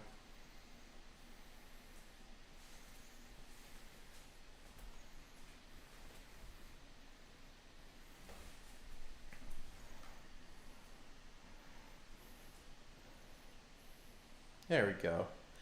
Now it's full screen and not weird.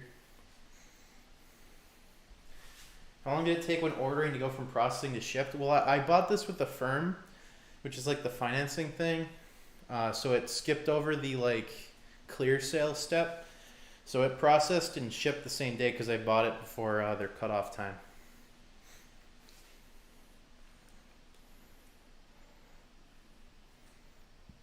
You can't read that, but it's around 75, 78 FPS right now.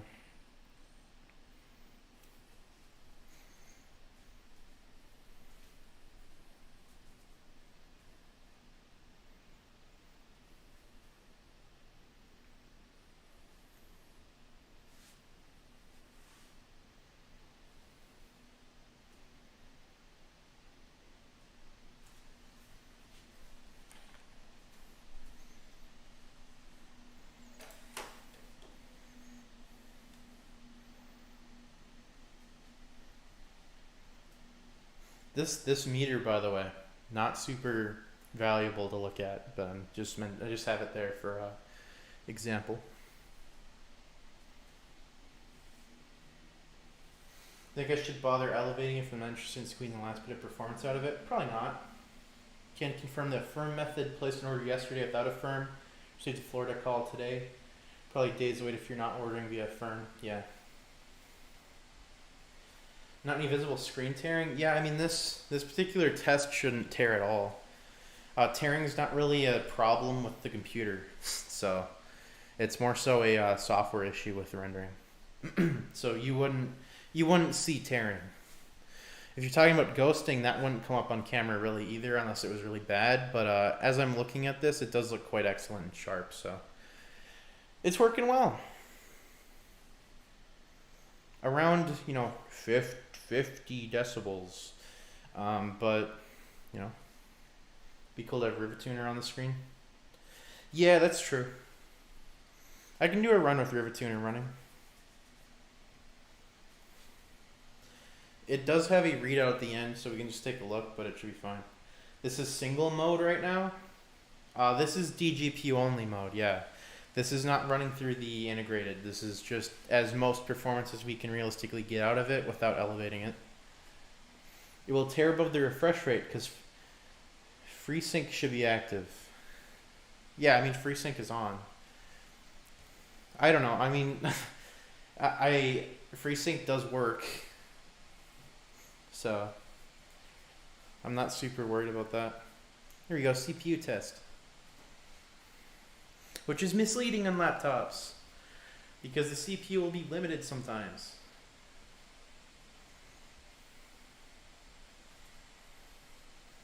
So 3D Mark's not actually that great at testing laptops out, to be honest, because there's not a CPU plus graphics test that's any good. I mean, this is kind of a CPU plus graphics, but it's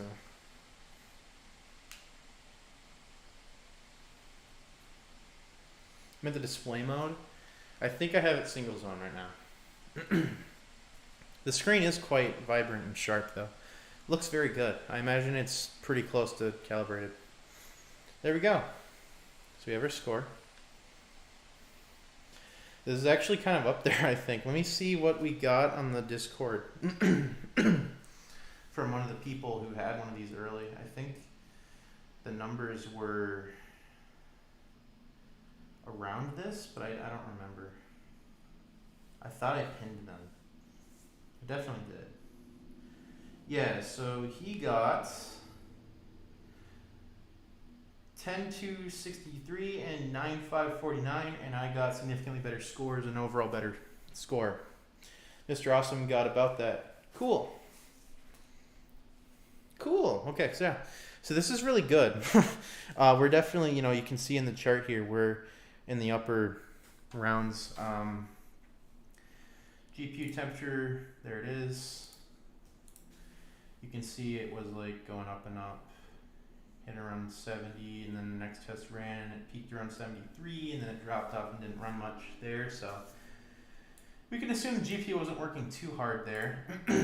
We can see the CPU clock the entire time was around 3 because of turbo mode, and then it went up during CPU test, which is not really that useful of information anyway, but GPU clock, you can see it's doing not a whole lot during the CPU test.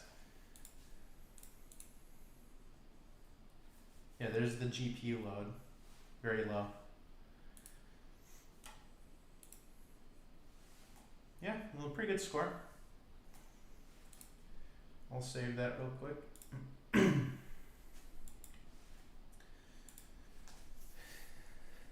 Can you use this for gaming? Oh, probably, Jared. Your torrent, by the way? Yeah, I thought so.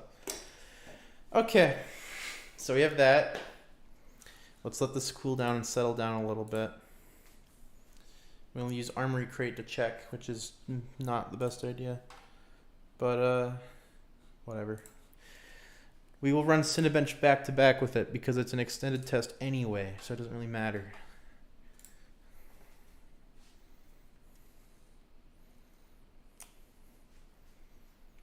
And yes, this is the 10-minute loop. Oh yeah, Jared. So we checked it. It doesn't look like the HDMI on the retail units will actually do above 4K 60, and it is the like limited color mode. It's like the YBRCR thing.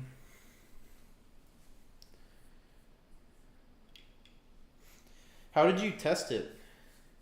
I mean, I might have been using the wrong HDMI port in my TV. I'm not super sure.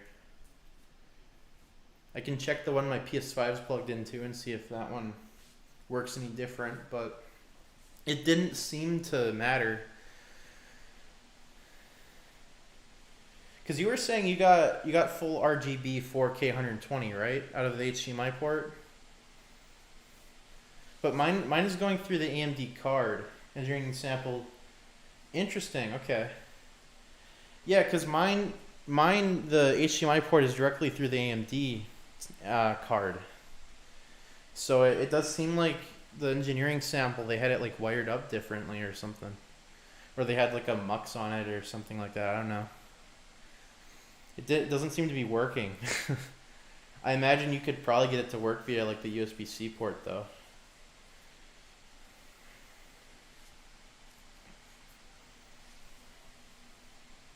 No idea when you're getting one to actually test. That's a bummer. But yeah, I guess it might have just been a engineering sample thing. Weird. That does sound like it was through the NVIDIA control panel then, so I don't know why that would do that. USB can do up to 4K 120. Yeah, it's probably just that it's direct to the GPU. But yeah, I don't know. That's very weird. It is also just weird that like the actual like integrated graphics was still even appearing here when I was plugging the HDMI in. So I don't know. Maybe I have it set up wrong. I would go to the GPU given. Yeah, I definitely have this wrong because in like dedicated graphics mode, it should not. Oh, he has to go. See you later, Jared. I don't know. Maybe I'm in the wrong mux mode. It's possible. Have to check later. There's a few things I can check. It is weird that they would have an HDMI port that goes directly to the integrated, because then you wouldn't be able to like truly turn off your integrated graphics. But we'll see. It's possible that it didn't actually switch. I believe I heard HDMI is off the CPU. Yeah, they can make it switchable though, so it's possible it is switchable. Don't know what happens to HDMI if you have IGPI only mode. And yeah, it's supposed to be in DGPU mode, but it's possible there's some weirdness to it. I don't know. We shall see. Once Cinebench is done in 6 minutes.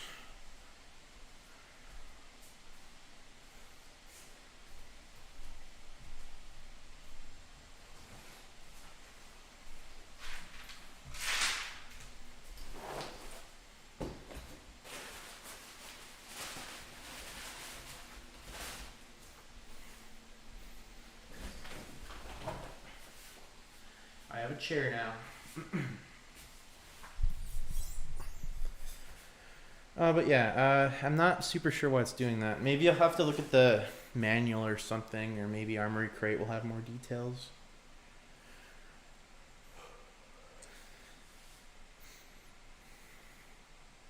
You just don't typically see the HDMI ports run off the CPU in gaming machines, so it is a little odd to me. It might just be maybe the MS hybrid mode I'm using or something. Sorry. Bum bum ba-dum bum ba-da-bum ba-dum bum bum bum bum.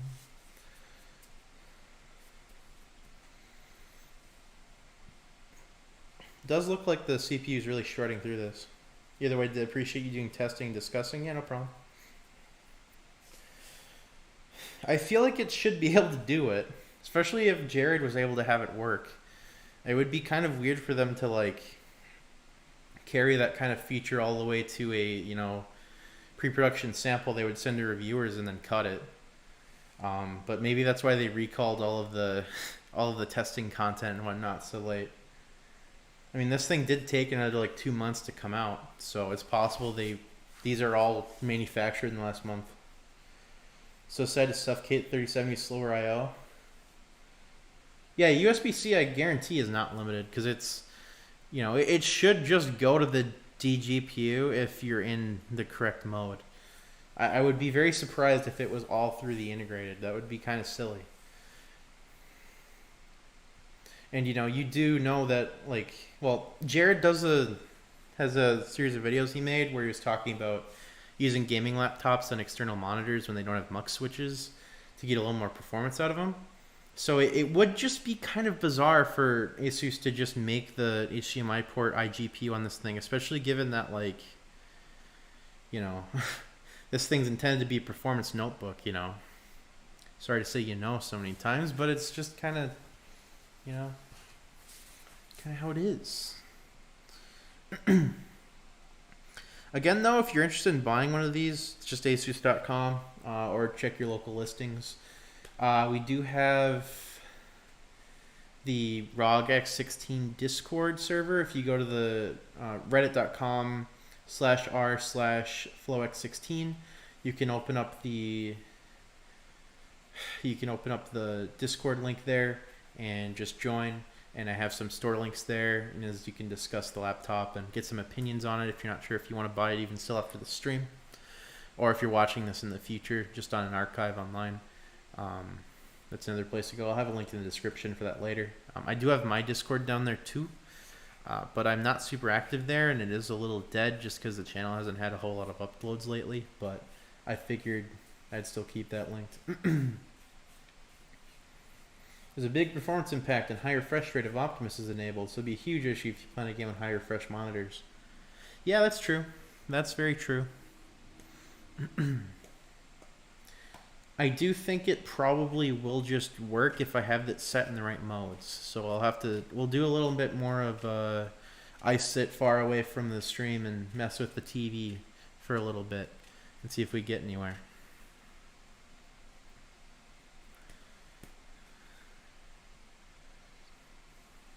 The fan noise is very nice though. It's not like high pitched, it's just like a shh. So overall pretty happy with this thing so far. I've been far less pleased with higher received ASUS machines before, so you know, it's pretty good so far. It'll mainly just be up to how it feels just using it on the daily, because I am pretty particular with computers. So you think I could hope for that the USB 4 firmware BIOS update would give the USB-C DisplayPort 2.0 bandwidth support later? I don't know about DP 2.0. But, you know, USB 4 firmware has been promised by ASUS through some reviewers, I guess. So it's possible to come out. I wouldn't buy this thing assuming you'll have it, but it's potentially going to be a thing. Have I tried the G15? No, I haven't. I've never bought a Zephyrus other than the G14 line, which people are very happy with, but I personally had a lot of bad experiences with. Just in terms of just getting defective ones and terrible ones and whatnot. Like they felt like they were built like $500 systems for, like, you know, the like $1,200 to like $1,800 they costed, and it was very disappointing. This machine, of course, it's like $3,000. So if it sucked, I would complain. I bought this, of course. Very curious what the fan speed noise of the X16 compared to the M16. If you only have the M16, get the X16 on Friday. We'll check. Okay, that'll be some useful info to have in the Discord too. So if you want to put that there, or maybe even talk about it on the subreddit or anything like that, it's good info for anyone who's looking to buy one of these things. Probably better to have it on the subreddit, just because then it'll be archived better. Discord's more of a I have a question kind of place. Looks like one of our cores is running kind of slow or something. I don't know what that was. Or maybe that particular spot's just hard to render. Hard to say. I'm not really monitoring the temps right now.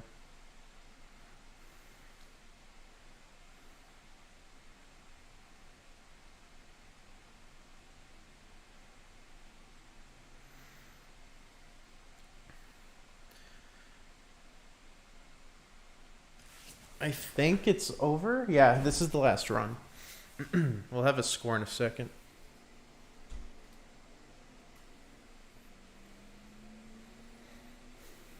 Focus. So it looks like, what does that say? 14,246. That's quite good. I think that's really good, actually. Good score. Asked ASUS, they call it USB-C 4.0. Be USB 4 after updates. They confirmed up to 4K 120. Google says USB 4 can do more. You could probably get like a USB 4 type adapter or something. It is basically, like USB 4 does have like PCIe type connections. So in theory, you should be able to get any adapter to go about as high as you like. But of course that's in theory. That's if someone produces an adapter like that. But yeah, CPU is doing great. I don't think I'm gonna run single core. I don't see a point in that. We could run a game if you want, but I think that might be better left to a later bit of content here because this has been running a little while. I kind of want to check the TV thing, see if we can find anything in Armory Crate about that here. Whoops. Sorry about the squeaky mic stand. I just don't have any lubricant or anything for it, so I can't really fix it. So MS Hybrid is off. It is weird. Okay. Discrete GPU optimized experience. Best option in AC power. Okay.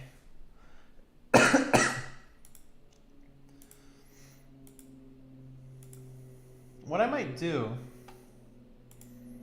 because I'm not super sure what's happening here. We have some weird things happening. Our GPU is fine. Make this smaller.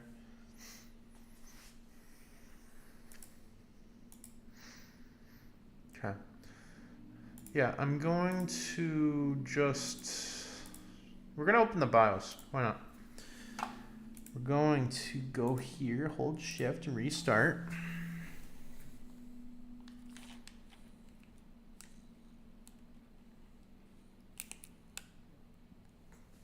This is a Bluetooth mouse, so it won't work in the BIOS, of course.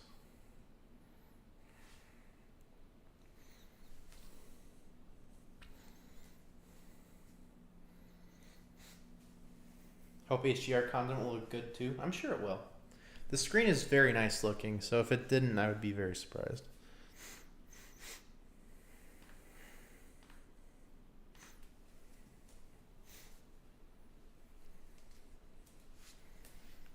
We're gonna have to use the little book to keep the focus on the screen. There we go. So,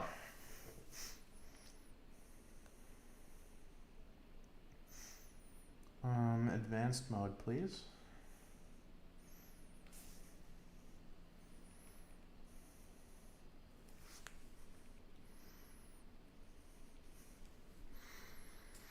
Advanced power management's disabled. Armory crate's enabled. You can, okay. GPU PCI's Gen 4. NVMe is set up. Detecting the Micron SSD. There's a SATA thing, I don't know why. No audio. Legacy USB is enabled. Network stack's off. Smart is on. We have the ASUS disabled, which is good. Fast boot.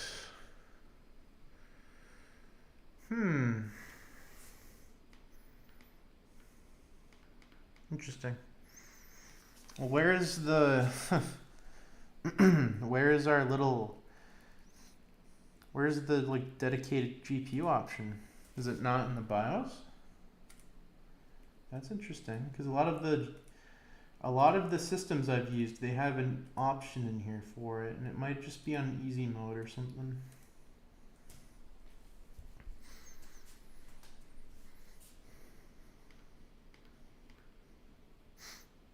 Nope.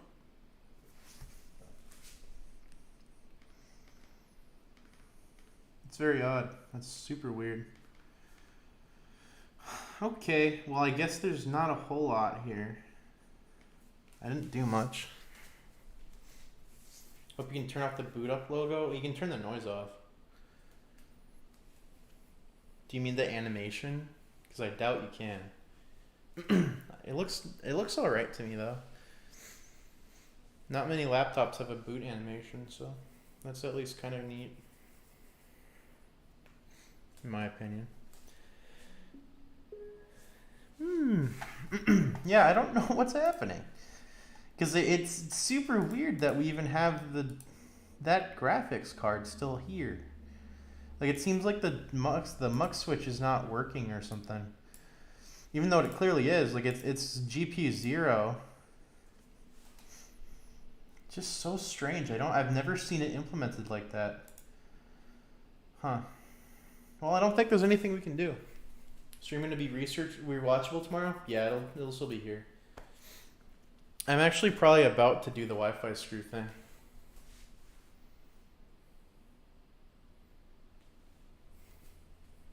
That's cool, Nick.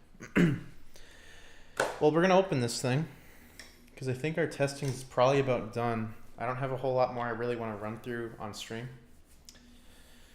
So let's get started here. And move my camera a little bit. We'll power this thing off. Oh yeah, one thing I like to do. Let's go to power plan real quick. Of course, we have processor power management. You can set the minimum and maximum in here. You can't see it.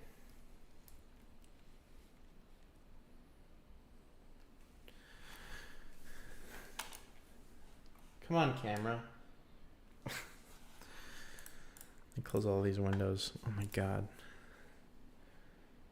It is so hard for you to see that. Let me turn the screen brightness down. There. So you can see it says 5 and 100. We're going to set these to 0. And then magically the computer will just be quieter. Because you'll see the CPU will actually be able to clock down below like 2 gigahertz finally. Assuming we get it to idle. Which will be a bit of a challenge. Because it is still doing like day 1 stuff. There we go. It dipped down to like 1.9. Yeah, there. I'm going to do a battery... No, I can't. I have the DGP running. Whatever. Okay, I'll do a battery test last. But we're going to open this. I just wanted to change it so that we don't have fast startup on, but I don't know where that is. Here it is. Turn that off. I recommend turning fast startup off just because it makes the system a little bit more stable. When you have it on, sometimes you'll start and things will be like kind of corrupted, so... It's a little annoying thing.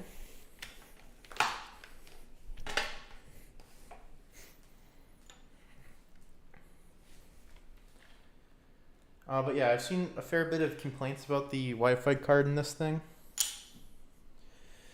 Just already. And it's a MediaTek, so it just sucks. So I'm certainly not going to wait for it to suck more. So, whoops. We're opening the back. And I will try to figure out what screws these are.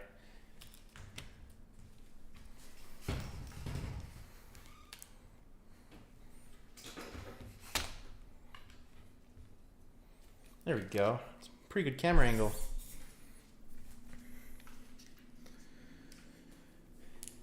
Is there any reason why... Oh, yeah. It's not a full message. Okay. ASUS wouldn't what? Why they wouldn't set it up like that? Well, it does kind of increase your system latency a little bit if you're just kind of idling things. But it's not to a point where I think it's really that significant, and I've never ran into any issues doing it like that. So your mileage may vary, but I generally recommend turning it off just because it's not a super necessary thing. It just tries to keep the system turboing longer, which is usually less helpful than it is anything else. I feel like this isn't in there good. These screws are kind of bizarre sizes. We'll try a 0. 0. Nope. 0, 0. No, that's too small. But a 1. That definitely seems too big now. Yeah, that's not right. Stupid question. Both SSDs are the same physical sizes, right? Yeah, they're both 2280. I'm just going to use this bit. This is the J0 bit. I think it's right. Because the normal 0 is a little pointier. Or something. I don't know. Maybe I actually need the normal 0 here. It's just, it doesn't make a ton of sense. This computer's screws are wonky for some reason. I don't know what it is that's throwing me off here.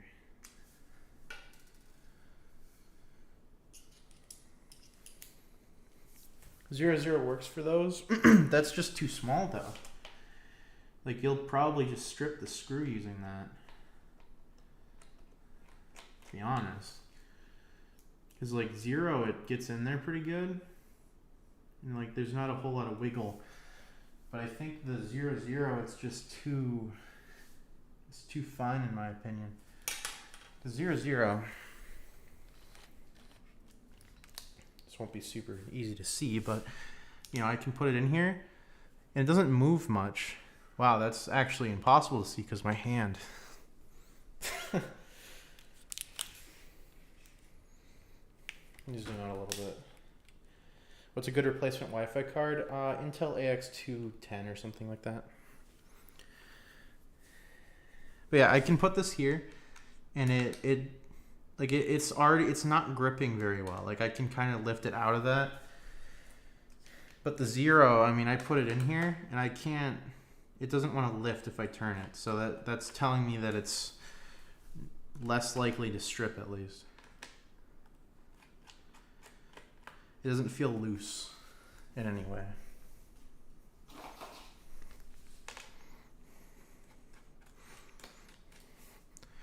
But yeah, if you use my Amazon link to get the Wi-Fi card, it does support the channel, by the way. Don't have to, but I do appreciate it. But yeah, I would definitely recommend using the 0 or J0.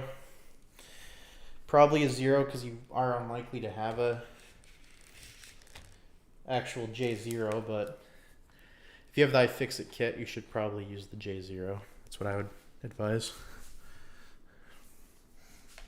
Feels like I have like glass shards in my finger using this screwdriver. I don't know what it is right now. These screws are in here kind of tight. And I think from looking at the service manual, it does seem that there's a one of these screws in the corners lifts it up. So maybe we'll run into that soon.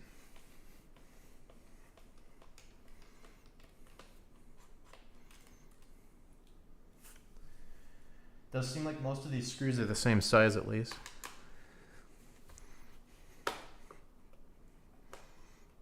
That wasn't the driver skipping, that was me having bad pressure on it. These last ones are on the side, so I'm going to do this a little carefully.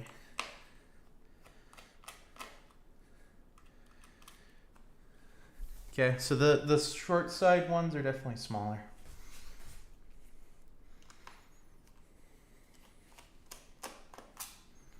Oh, magnet got it.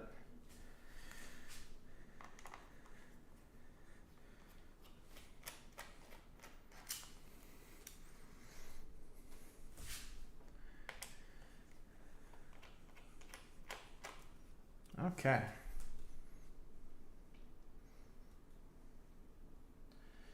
Condense my screws a little bit up here so that I'm not losing them. Okay. So got this. see if I can. Nope, doesn't look like any of these really helped it. Let me grab a little tool.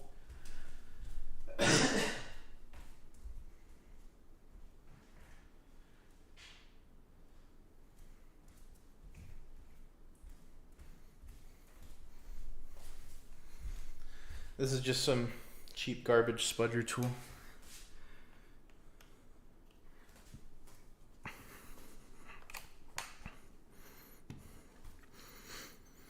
Usually it's easier to get at them from this angle because there's some sort of gap, but we'll see. I'm not sure how this is assembled. It does seem to be quite tight. Maybe this vent on the side. There we go. Of course, since these are metal panels, it is more difficult to damage them doing this. But of course, be mindful and don't use excessive force when opening a computer. You don't want to damage it permanently forever and bend every panel in it, because that is very easy to do. What is the motherboard pulled from that? That was weird.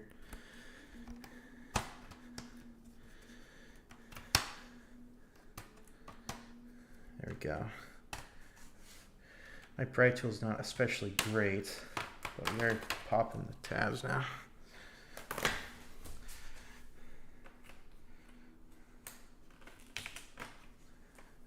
Sounds like there's almost some like tape holding this in. Like a seal almost. A little odd. Not super surprised me if they do have some sort of semi-special setup to try and hold this together a little better, but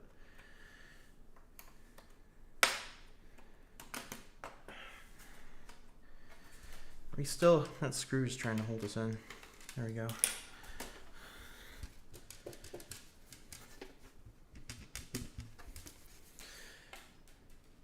Oh, I dropped the screw somehow. Where did this come from? Oh, it was the middle screw. Oh, there we go. Cool. So here's the inside of the panel. You can see very good airflow in general through here. Looks like there's a nice fine filter over the fan intakes and everything. So should be nice. Rotate this.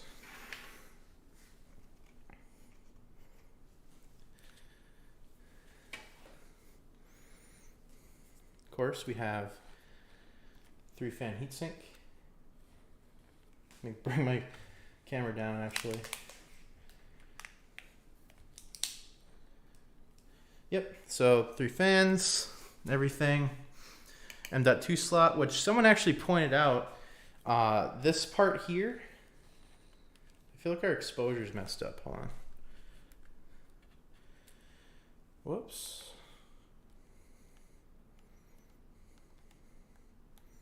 Oh my god.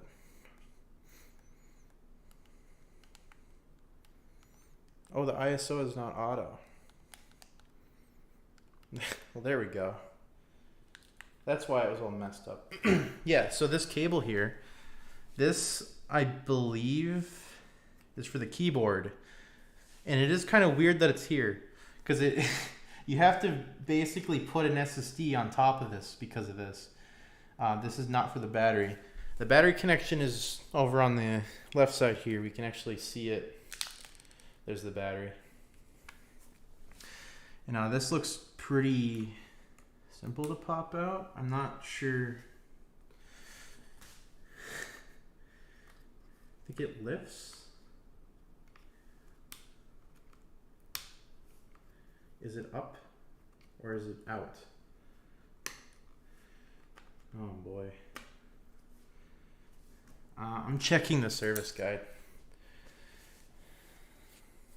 This seems a little non-standard.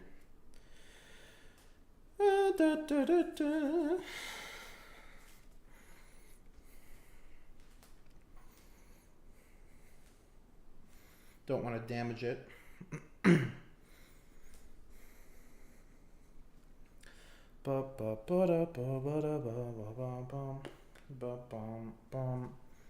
Customer self-repair guide. English edition. How do we disconnect the battery?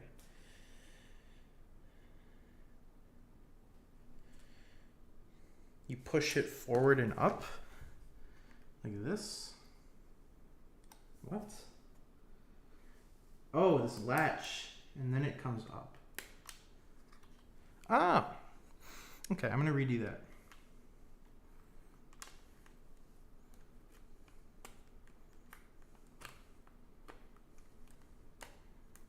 Okay, so here we go. So the way you do this, it's very simple. You use a little tool and you push this metal back. It just goes back a little bit, and then you have this full white plastic available. And then you slide your tool under and pop it up. There you go. All done. Very simple.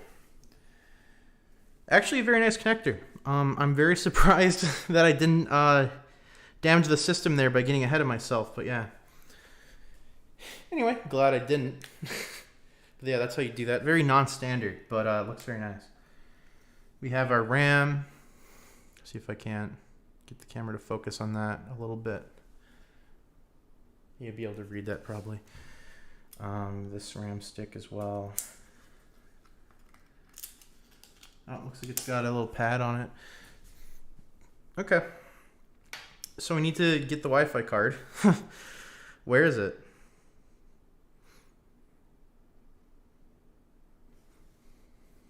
Oh, it's under the SSD, isn't it? Okay, so I think, is it soldered to the board? No, it's not. It shouldn't be. I don't think it is.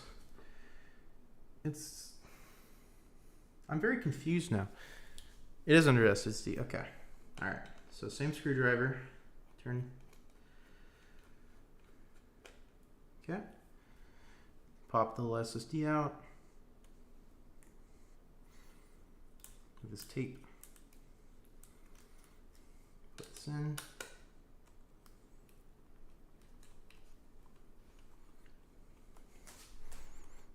And there we go. Screw out. And that is again the J0 bit. Came out very easily.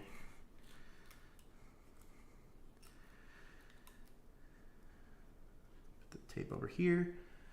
Main aux. Looks like it matches.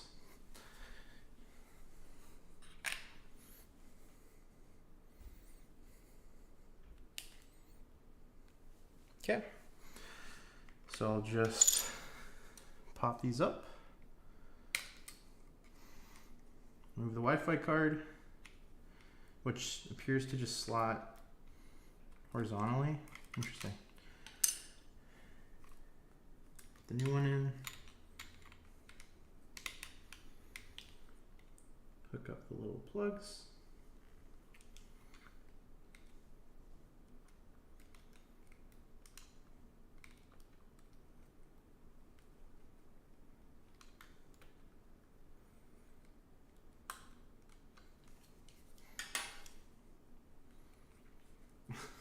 An absolute nightmare to get these in sometimes. Here we go. Nope. Come on.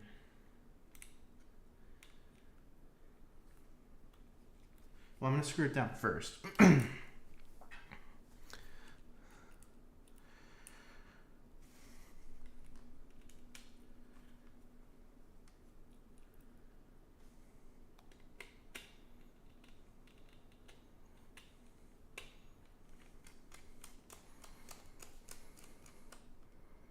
Okay. Oh, it looks like one of my little things is flipped up. Oh, they're debug connectors. Okay. Let's flip those down.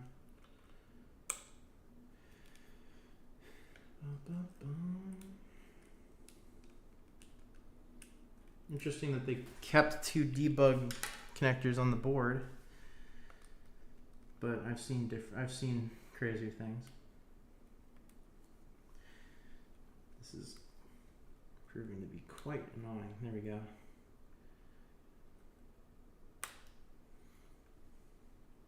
There, okay. And now I'll take that tape and run it back. Whoops.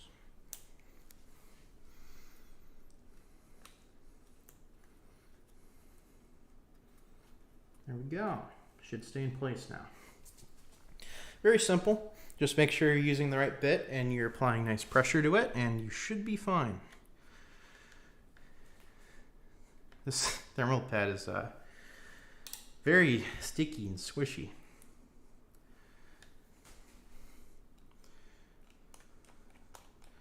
In terms of the thickness of it, I know someone was asking, so I'm going to measure that real quick.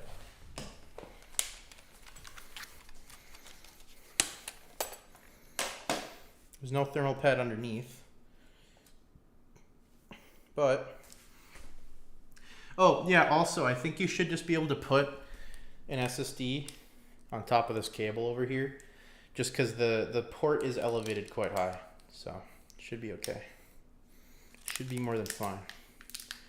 My camera is currently taped to the to my it's taped to my stand because I don't have the little adapter and I didn't want to wait, so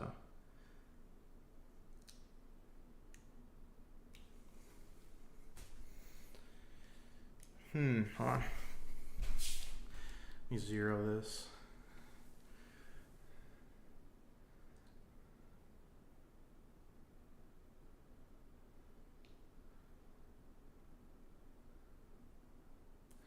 Seems like they're about 3 millimeter. Very thick. Let me lock this in at 3 and see what it looks like.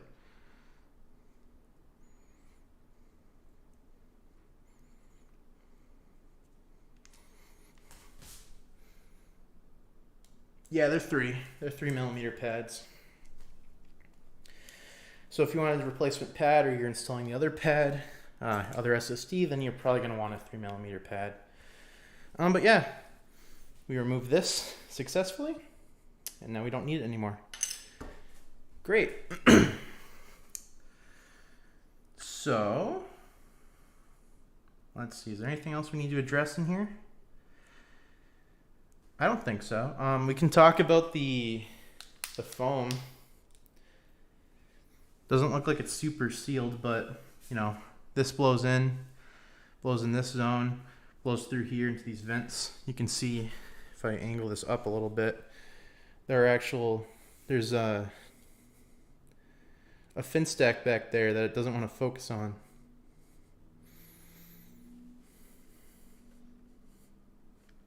Anyway, there.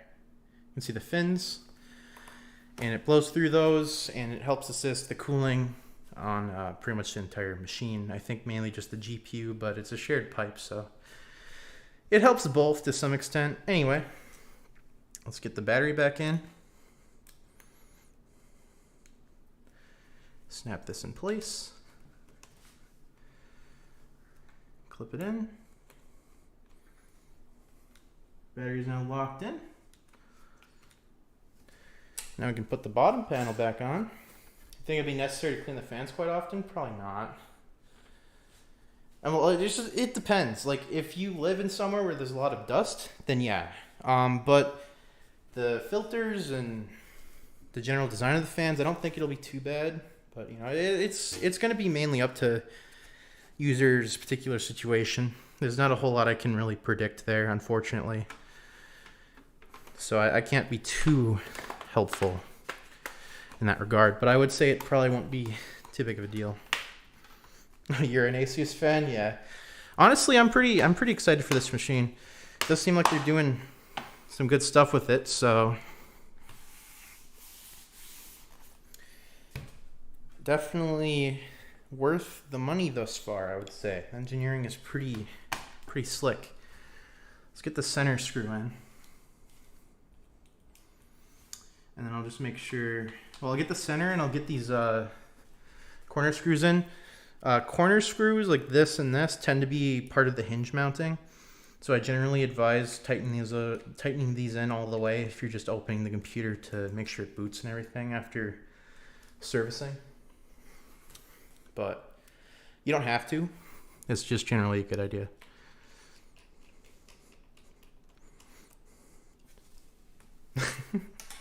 Okay.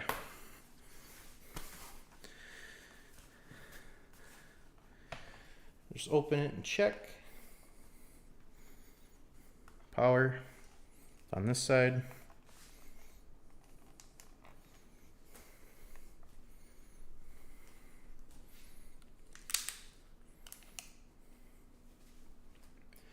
Anything you didn't like after your first impressions? Well, if anything, I would say I wouldn't use this as a tablet. I didn't really plan on doing that, but if you were, I would say don't, because it just won't work really for that. I wasn't able to test the stylus because I don't have one, unfortunately, so there's that. But like, other than just ROG keyboard, I'm fine. Let me get the rest of the screws in, since it does appear to be posting.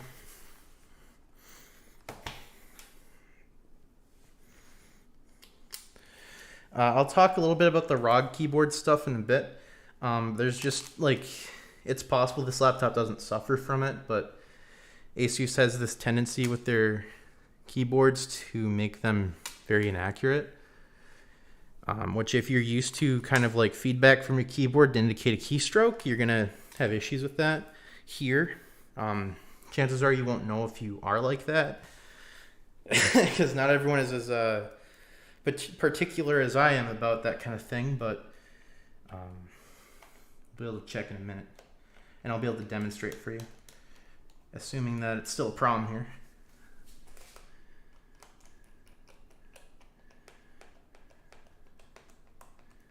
It'd be very funny if I long screwed this thing. After being so careful with it.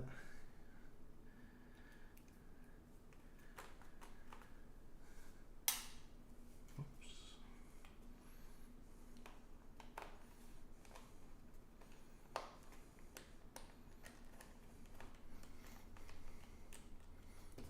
Yeah, it contains MediaTek, except I removed it. Oh, it looks like it turned on. Little Windows chime.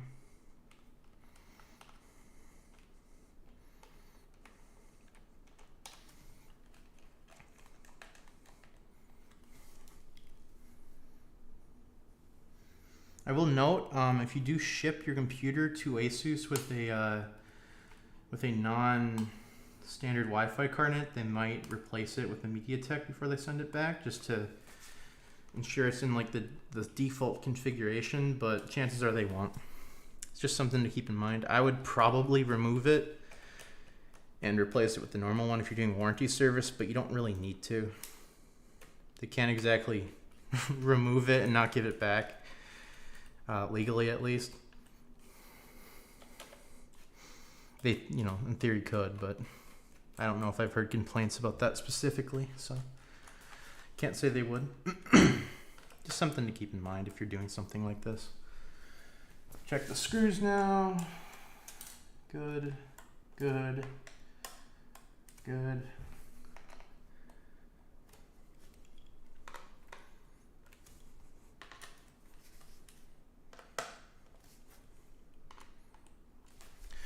The screws have seemed to be pretty high quality, to be honest, so I'm not sure why people are stripping them so often. I think it's a bit of an acquired skill to know how to not strip a screw,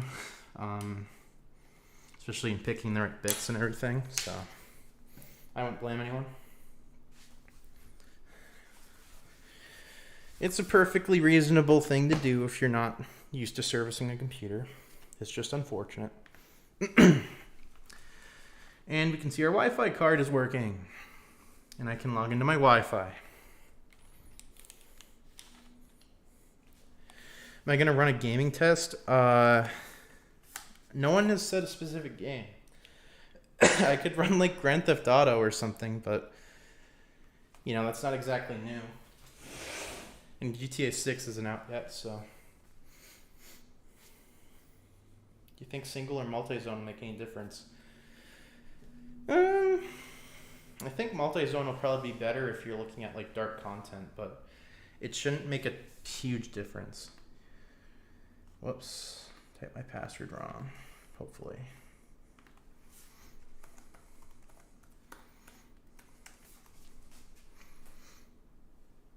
There we go.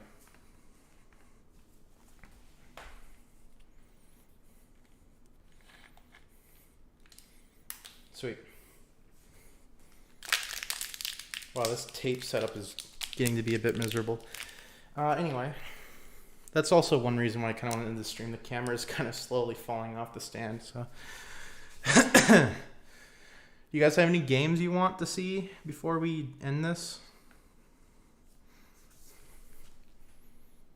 Oh yeah, I was gonna do the keyboard test.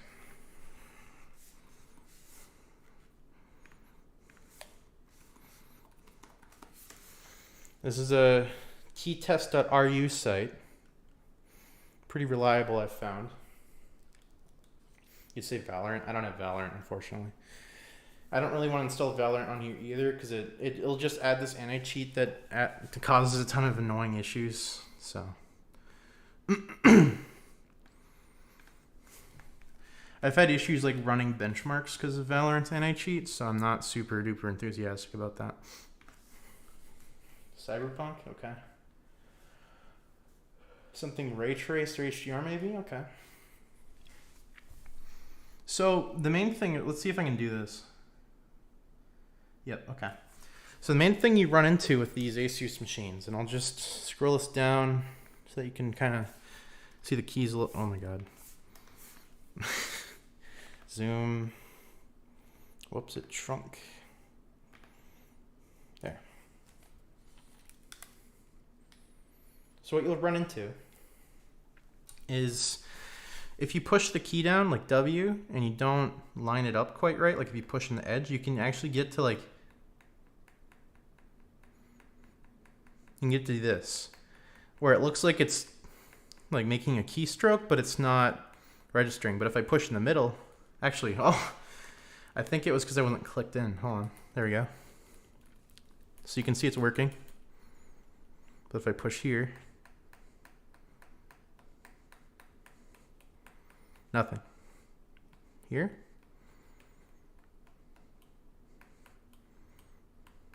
Like it's very flaky. That's one of the biggest issues I have with the ROGs. All of the keys will do that, not just the W or anything. It's very annoying. I commonly make typos because of it, because I tend to kind of type sloppy. If you type properly with like two hands, you probably won't run into it, but if you kind of peck, it's a little annoying. The fan selection button looks a little strange from this perspective. Anyway,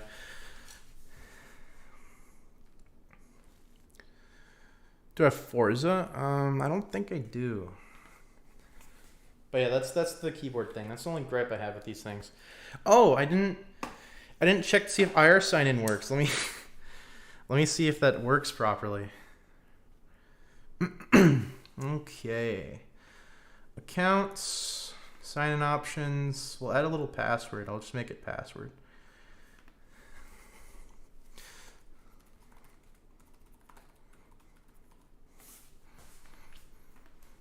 Okay, and facial recognition.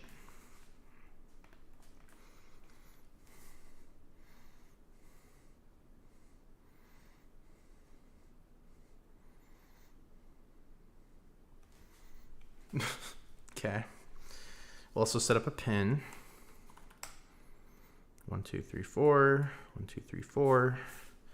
5. Oh, it can't be. I guess 0987 then maybe. Is it really going to make me use a decent pen? Oh, you jerk.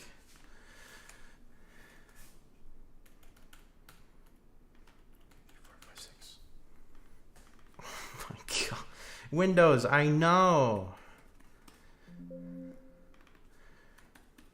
I know it's insecure. Let me do it, please. ASDFG. ASDFG. There we go.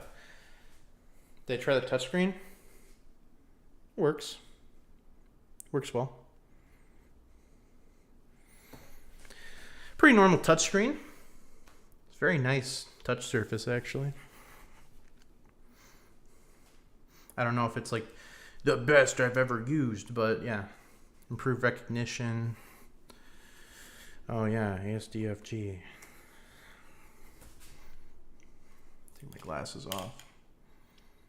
Yeah, pick up my face, please. Okay. Okay, so I'm gonna lock. All right, let's close it. 42069. Oh, that's a good idea. I should have done that. I bet it would have been fine with it. Open. Very good. Okay, does a good job. Camera looked good too. Don't know how good the mic is. We'll test that later. Let's get a game downloading.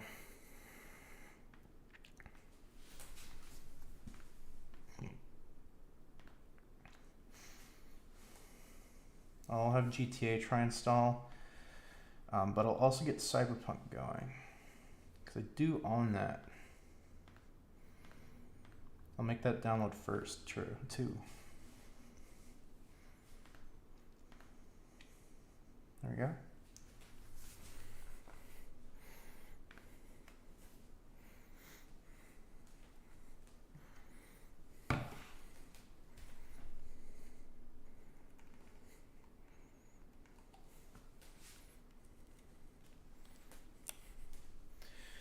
Alrighty. Let that go. Should download pretty fast. Of course, we're using my good Wi-Fi card now, so it shouldn't really have any issues. Looks like it's just taking its time to get started here. I should probably put this on wall power as well. Oh, but this actually, we might be... Oh, no, it's still in DGPU only mode. I forgot. What's happening with Steam? It's like being weird. No, we don't need in turbo mode. We can go back to performance mode. There. All right, cool. Thank you. It feels like there's not enough info here, or like the download's frozen.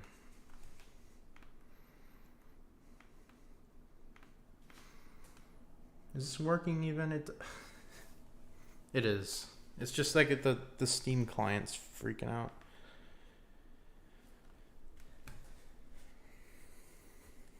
Of course, the brightness went up all the way. Please just open and stop being weird. Definitely want to hear battery life is after you have some time with the machine. Yeah, I can also just kind of try and benchmark the battery life in a bit here, but we'll see. Yeah, something's not working. I'm restarting Steam.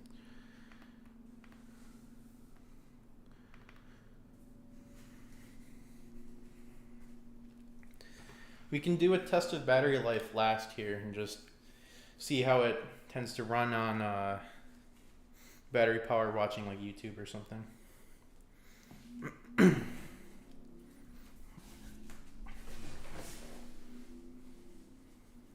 Oh, the Wi-Fi card changed, so my mouse isn't paired anymore.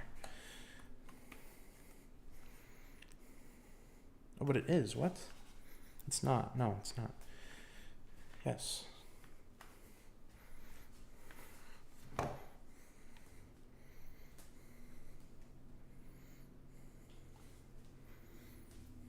What is the peak brightness? I think it's like 1100 nits or something, but it's like 500 when you're in normal mode. Or something like that.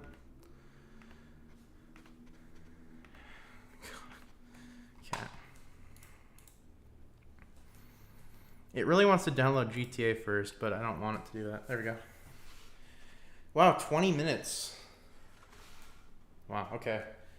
Don't you need a new driver for this card? I already did that.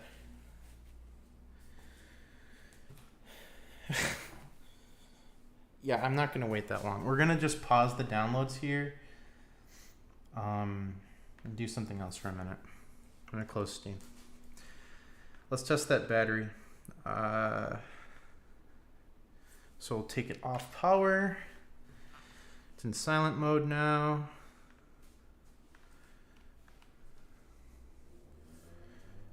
See if I can turn on battery saver. There we go. Turn the brightness to something workable. There we go. This is probably about what I'd watch YouTube at. YouTube. Load up hardware info. Go to sensors.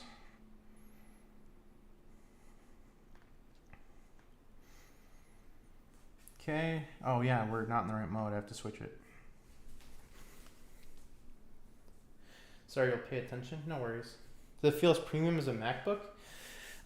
It's definitely not a Mac. But I would say that the way they have it, it's definitely a lot more premium than like the Razer. The black and white issue is only in mini LED mode. Yeah, if you have it in the multi-zone mode, then it starts to do a weird like smearing thing, but it doesn't do that in single zone at all. So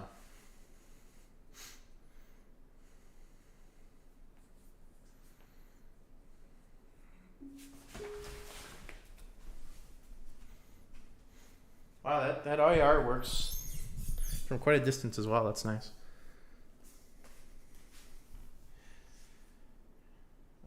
Okay, Armory crate, thank you. So we're in silent. We're going to switch this to eco mode.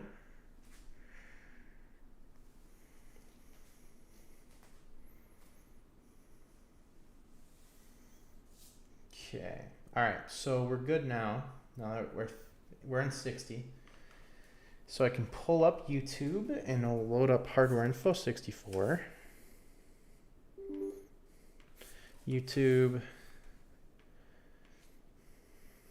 Oh my God, go away. 4K video. Costa Rica in 4K. That tends to be my benchmark. We'll loop this. I'll set it to 1080p 60. Actually, since this is 1440, I'll leave it 1080 because most things are 1080, so it's most accurate to like most YouTube content. And I will pull up our charge rate. Set this to -32. Oh my God, close the graph. Oh no. Where did it go? There.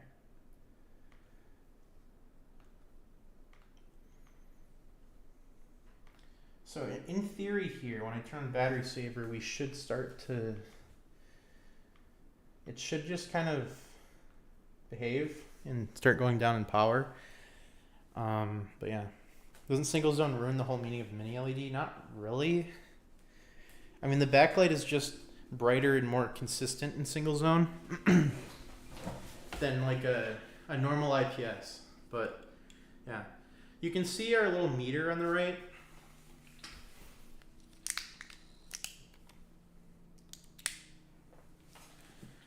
It's slowly going down, which is what I'd expect. I don't think I have this in loop. There. I'll turn the mouse off so that it stops searching for Bluetooth devices here.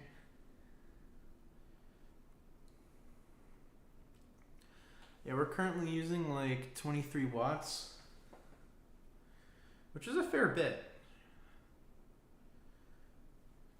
It's more than I'd definitely like it to be using in this mode, but I'm not exactly sure why it's doing that.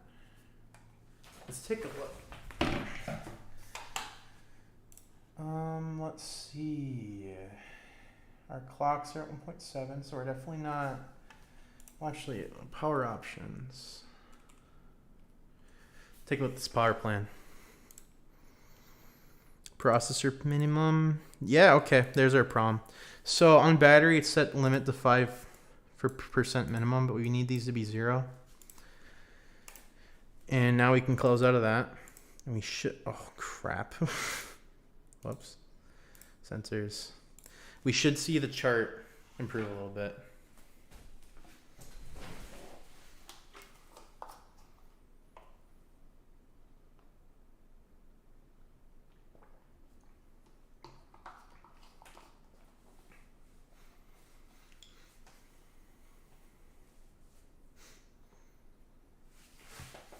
It's nice for HDR, I bet it is, yeah.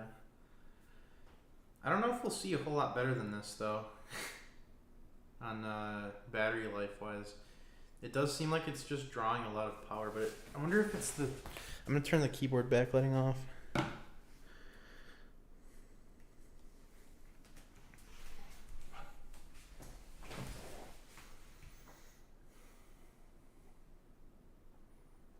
Oh, Steam's running too. Crap. I don't want that to be running.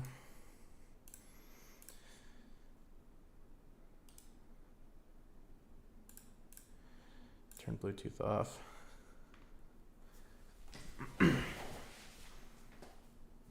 There we go. Went down a bit. It's going down a lot, actually. Having Steam open will just impact your battery life a lot, so I would definitely like turn off startup mode Steam if you can, because it will definitely suck a lot of battery, because Steam does a lot that just assumes you're a desktop. So not intended for battery life by any means.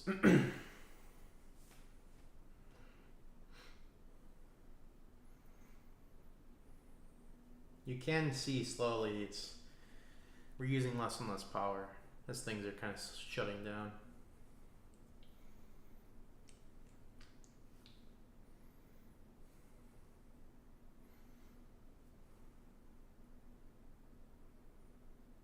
Bum, bum, bum, bum, bum. Wonder if this is as low as it'll go here. Probably. I might go down a little more. It's also possible that the MediaTek card that this comes with stock is very power inefficient. That wouldn't surprise me, just because it is a cheaper card in general. It might be manufactured on like a less efficient silicone node, so that might be part of the battery life issue.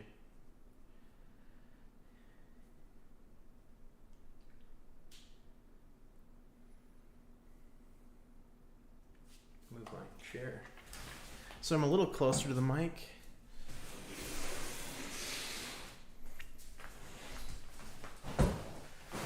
Yeah, it looks like we're actually consuming about 10.8 watts right now.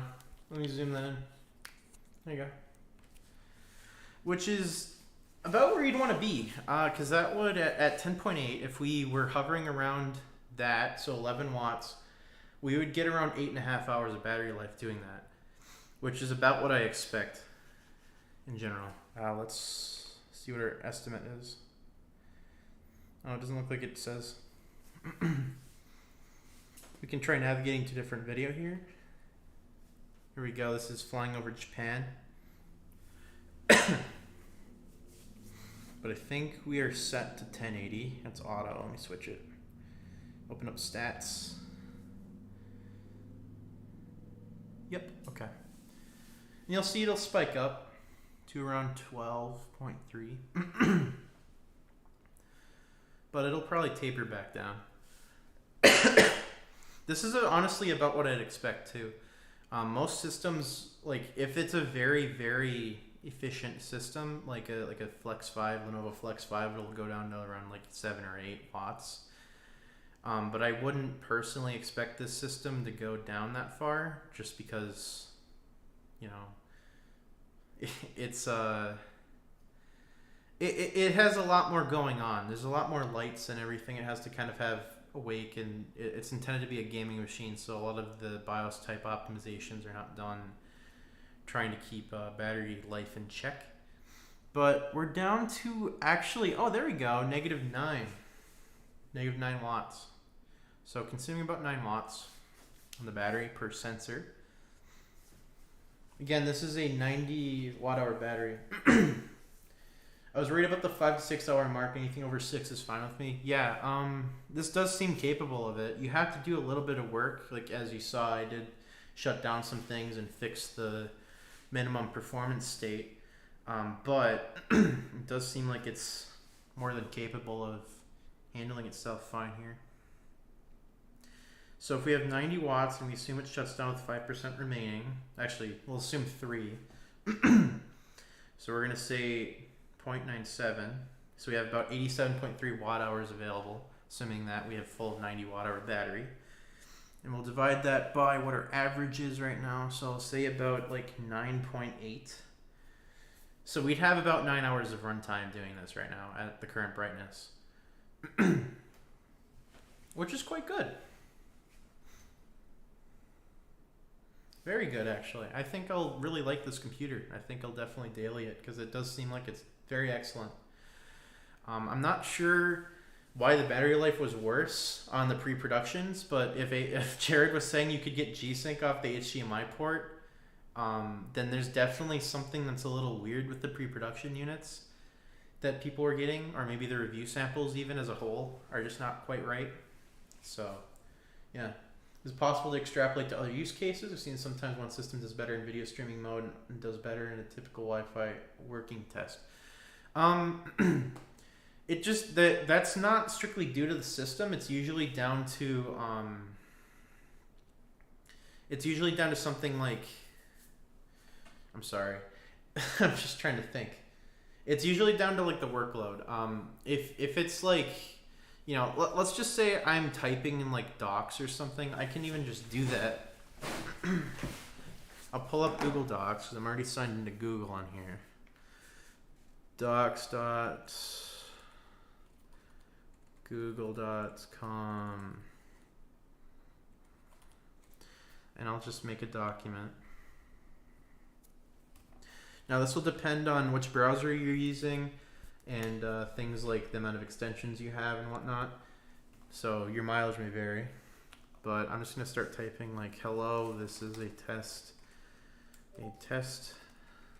of me using Google Docs on the Flow X16 for a while to see how exactly, still getting used to this keyboard,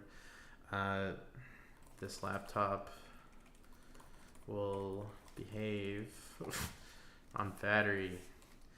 We shall see if it is any good, or if the battery runtime will just be quite bad. Now I'm going to expect that this will go down because the GPU is not active. Who knows though? It's possible. Oh my god. It's possible that it could be quite. Oops. I'm also at a really bad angle. Excellent. If we are lucky, it does appear to be drawing about 10.7 watts right now, which isn't exactly ideal, but the CPU might not be sleeping very quickly due to its configuration by ASUS. Hard to say. Good night, Nick. Yeah, you can see here as I've been writing this, which is after that spike. We're at about 10.5. As I'm typing, it was definitely more, but it is slowly tapering off. I imagine it'll drop down a lot as things keep going. But yeah, I honestly think the battery life should be pretty good. This is much better. This is a much better result than I was kind of expecting, but I am interested to see if I turn the mini LED mode on, will we get significantly worse runtime? This is also worth noting, I don't have very bright on or anything, so like these numbers aren't even as fully optimal as they could be. But yeah. Let's go back to our little YouTube test.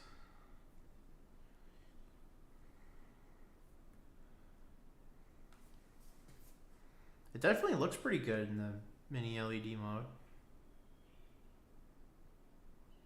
It seems like it's lagging almost though. We have any dropped frames now? We're definitely using more power though. At least off the bat. It might drop down though. We're only at like 11.6, so it's fine. We might also be able to improve this pretty significantly by switching the SSD to something like a SK Hynix like P31 Gold. And the P31 Gold is a super duper efficient SSD. It's just known for that. So definitely something worth thinking about if you are looking at one of these, looking into one of those, and maybe swapping out the main SSD for one of those.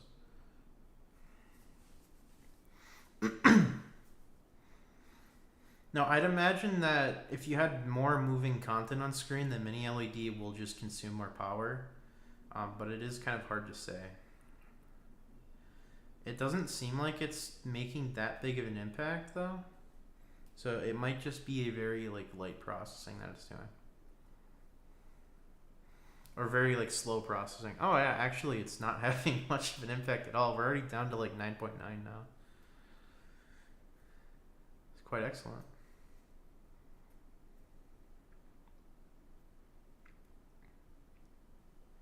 .7. Oops. Imagine if you had a black background, this might even be better. But because YouTube's not full screened here, this won't be super accurate. I might be able to fix that really quick. Background, solid color, black, there we go.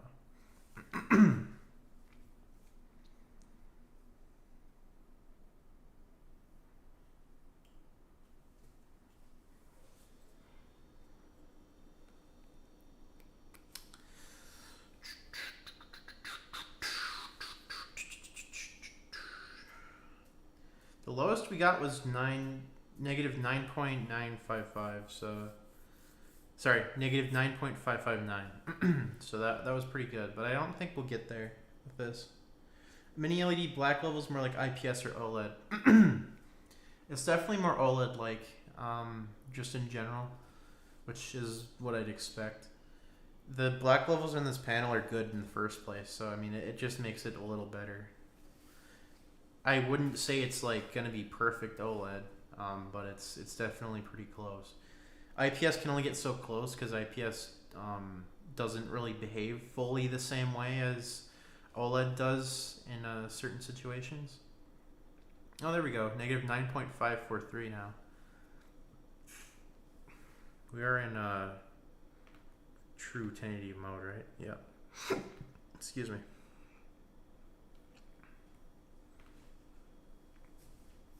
Oh, it spiked again.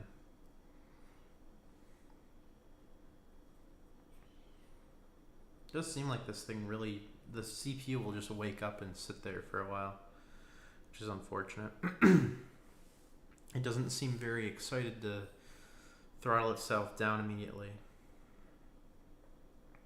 There might be ways you can tweak that with AATU or something to make it a little more optimal, but not super sure. Anyway, it doesn't seem like mini LED is affecting it very much. Don't know why it's happening, but I've seen it often in Notebook Check as a standard test. Test two laptops, and laptop A would do significantly better. Laptop B would do significantly better in different tests.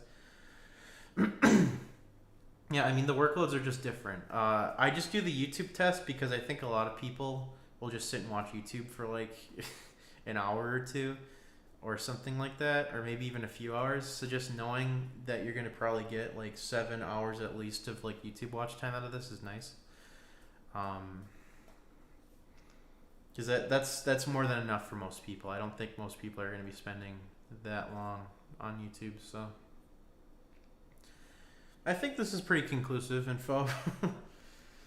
I'll have to do more testing, of course, and as I kind of use the laptop, I'll figure out more of how good it actually is and whatnot. But you can see this mini LED isn't perfect. My cursor is incredibly dim right now, but if I put it on top of whoa. If I put it on top of the Grand Theft Auto logo here, it is just way more visible and whatnot. So anyway, I'll plug the charger in. We'll get back onto download mode. We can load up some games. Before I go here, but I'm not going to be doing this a whole lot longer because I have other stuff to do. 3 hours? Yeah, this has gone over a little bit of what I planned to do, but let's get Steam running. I might actually not stream a whole lot longer here. I think I'm about done. Also, I kind of want to turn this multi-zone off because it's kind of screwing me out. I'm turning the nice background back on. Picture that one. There. Close. I'm gonna turn it back to single. The contrast in everything is just significantly better in single zone, by the way. Like it is pretty night and day.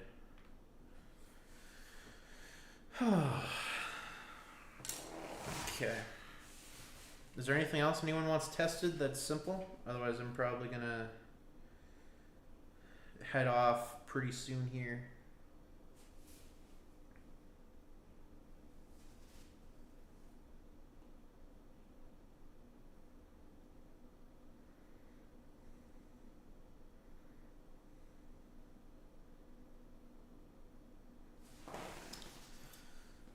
Let's see, which bit did I use again? Yeah, J0, so I'm using the J0.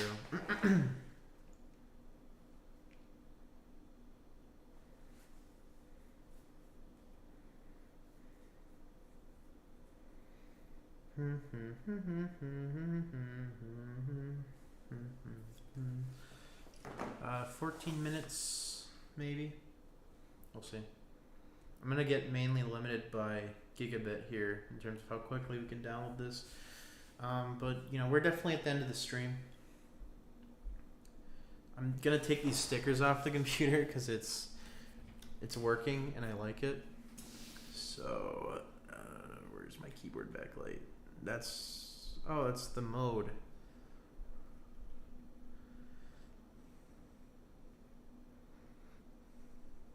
Sure.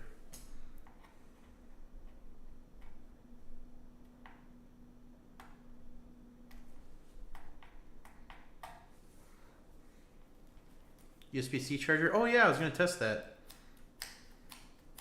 They would accept the 100-watt charger I have and charge correctly. I'll do that in a minute.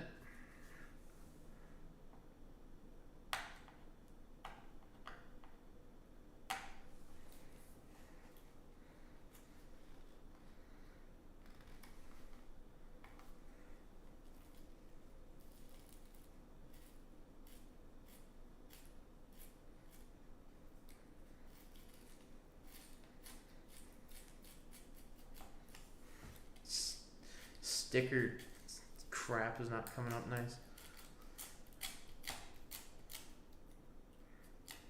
There we go.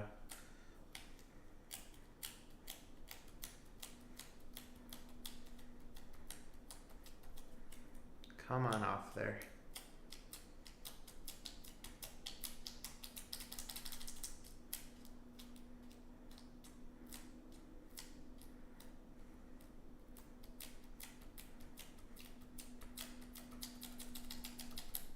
This last bit is so persistent. Come on.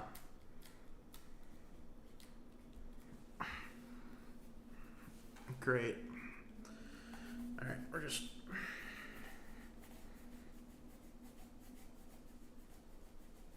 get off.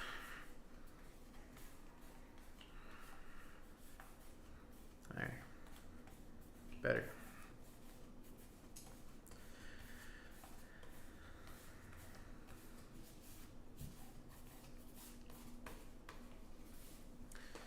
Clean-ish. I'll fix it later. Anyway, I'm gonna grab my cable.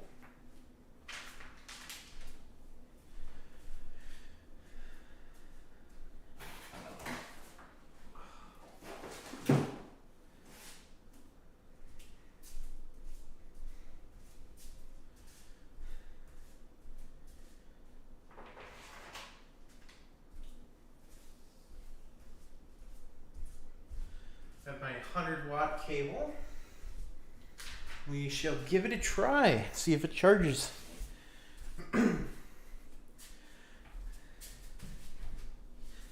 charger I'm going to be using is this Pro Tech one. Just 2 PD ports, pretty standard. Here's the modes or whatever. Pretty decent little charger. I do have a socket available for it, so we should be good.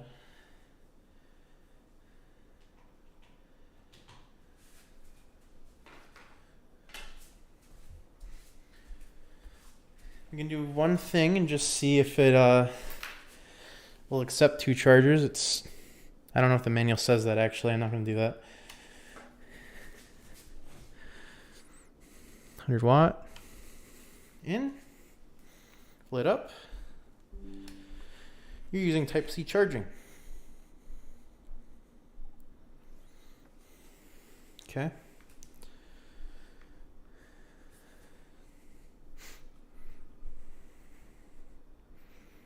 Extreme power saving. Why? Put this into performance. We can't go into turbo because it's in USB-C mode. Okay. Let's see here. Am I keeping it? It's the new model? Yeah, it's the new model. What was I gonna do? Yeah, I was gonna load up hardware info and see if I could see if it's... Nope. Oh, I didn't check the speakers really. They're pretty loud, it seems.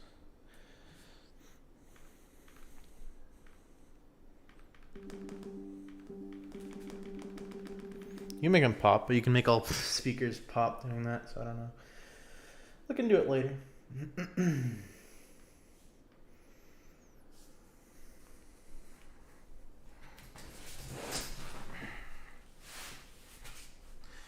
Bum bum ba dum bum ba da bum bum bum bum.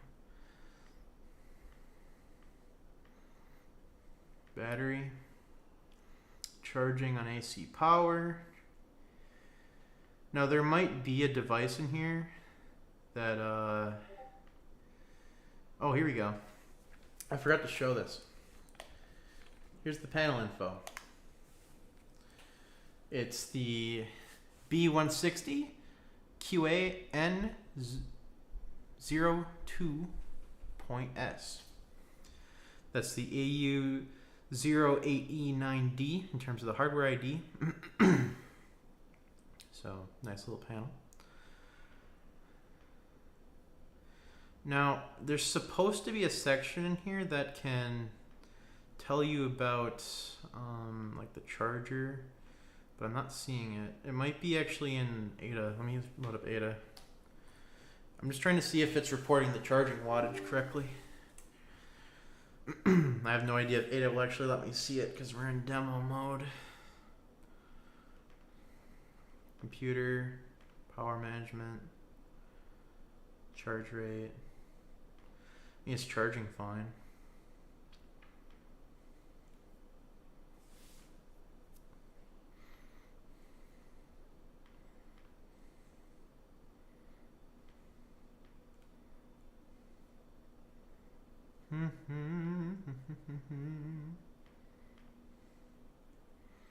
Batteries, AC adapter, physical devices, device resources.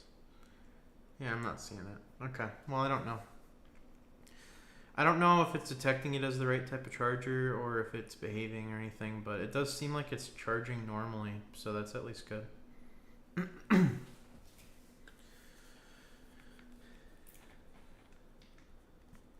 I think we're also in hybrid mode right now, so this won't screen brightness. This won't be super indicative of like performance in really any way, but we have about 9 minutes left in the download, and then we'll run this game and then probably call it because I have to get going and do other stuff today. I've been kind of doing this almost too long today because I've been doing it all day, so.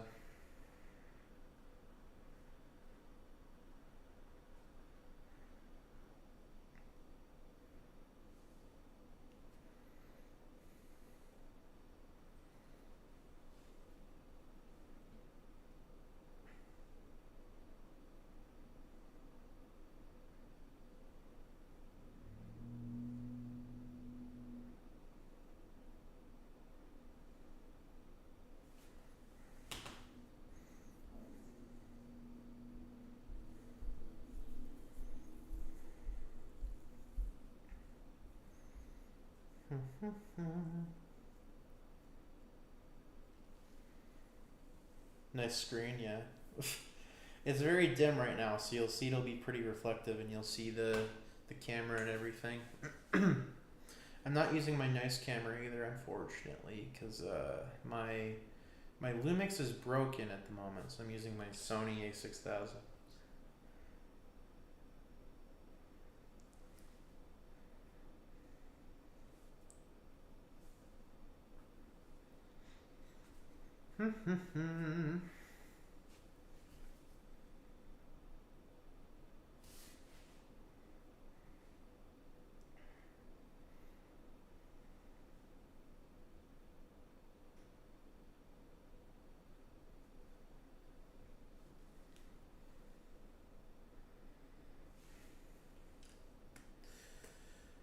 Waiting and waiting and waiting for a download to be done because it takes forever, and I didn't do this beforehand because I forgot to. Normally I would have a drive where I had all this on here, but I just didn't remember to do that beforehand, so yeah, we get to wait. If you do have any questions about it though, let me know. It is good that it's running well off USB-C power though. Good to have redundant charging. In terms of upgradability on this computer too, I mean it's pretty excellent.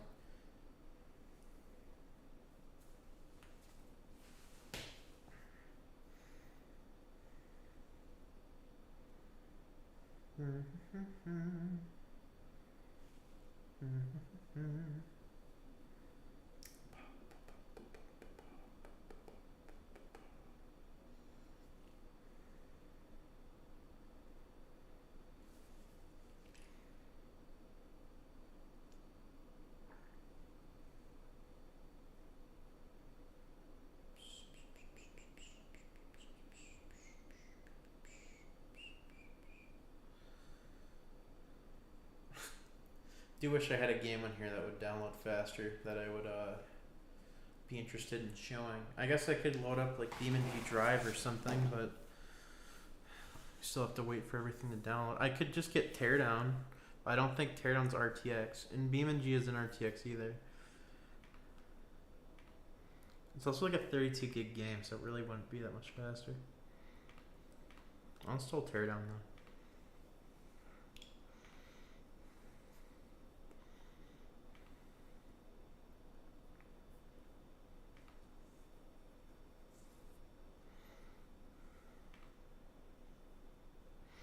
Oh, yeah, it literally takes 40 seconds.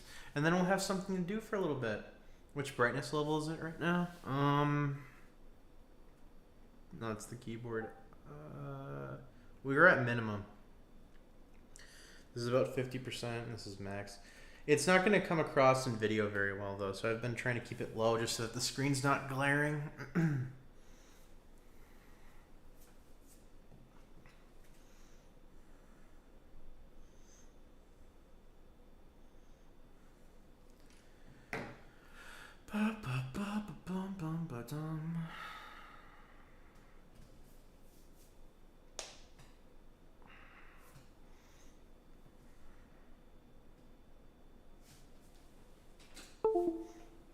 There are actually two Type A ports on this thing, on this particular side, which is nice for a number of reasons, but mainly just that you can use your little wireless dongles and it's not a huge deal.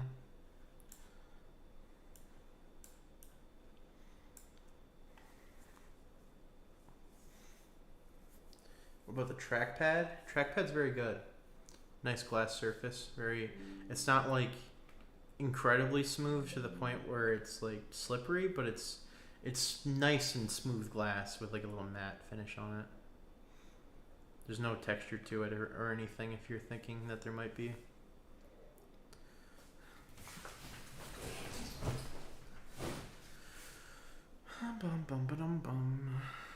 Okay.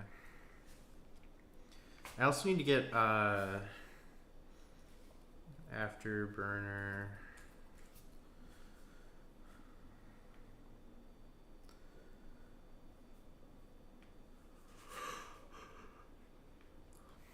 Having MSI Afterburner would be pretty useful, I think.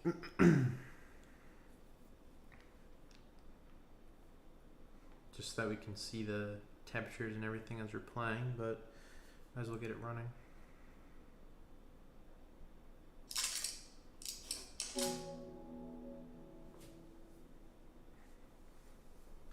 Rotate my mic, sorry if there's noise. There we go.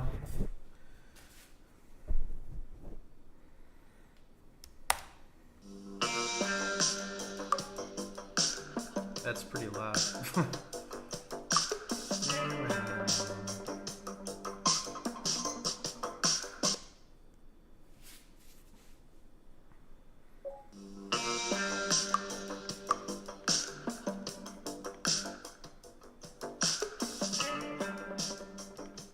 Turn the menu music off just so that we stop having our ears bleed while we're looking at this.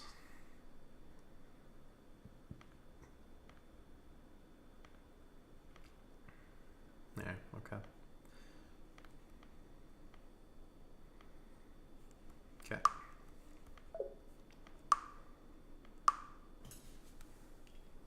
So I'm not sure where we'll start. Okay, this is where I am right now. This is on USB-C, so this probably is not going to run great. No, it's not. This is not running well.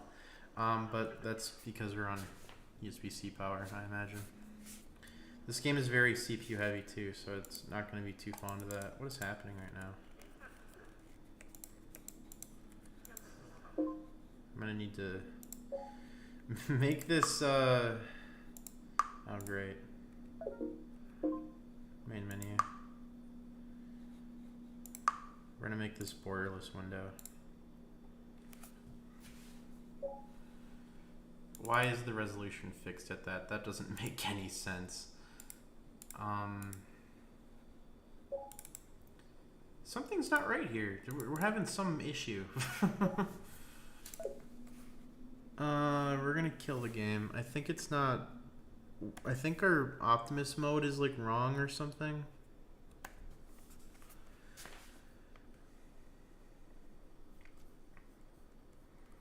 Yeah, we are. There we go. What is switching? I wish I had like any info about what this meant. Like there's standard, switching, eco, and optimized. Like I don't know, whatever. I'll just leave that unoptimized because I imagine that's ideal. Let's install Afterburner now. Just that we have a little overlay. English, yes. Yep. We're not actually gonna overclock this thing. We're just gonna use Afterburner for the little readout.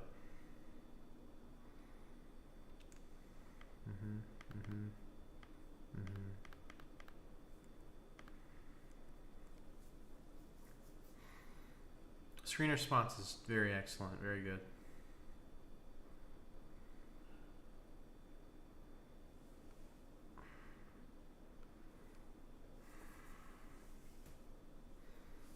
No, we don't want to see the README. Just run Afterburner. Okay. That is bizarre. It's like it's disabling the GPU or something. Because like Afterburner doesn't see the GPU either. That is odd. What? Why isn't it seeing it? I don't... Is it because MSI Afterburner's not running with the DGPU or something? That is bizarre. That is super weird. Can you... We need the GPU. Surely it'll be able to see it this time, right? Oh, there it is. Yep, okay. That was bizarre. Maybe we were running on integrated before. That's possible.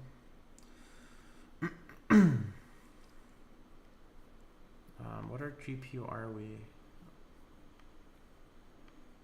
GPU 2 is what we care about.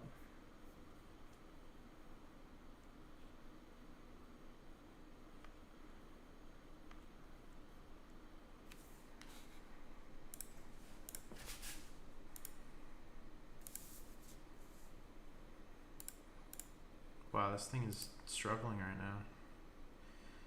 We're definitely not helping it that we have this thing in USB-C power mode. It seems like it's trying to kind of run in like battery mode in a way. It's misbehaving a little bit.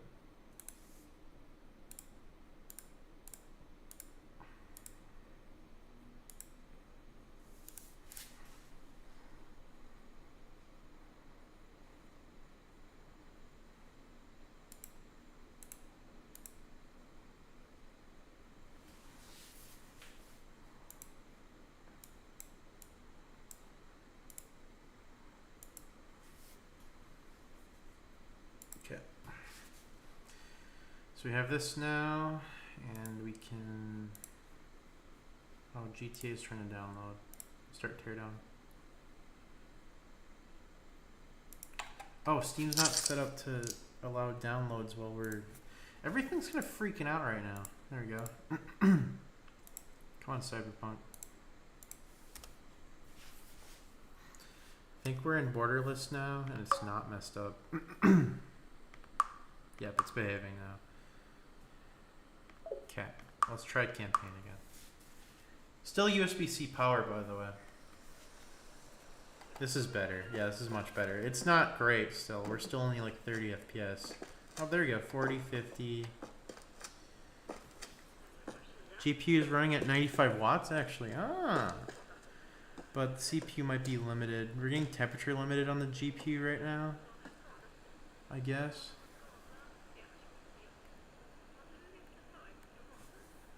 Interesting. Okay. Well, we're in performance. So, oh, we're getting power limited actually too. Okay. It is playable.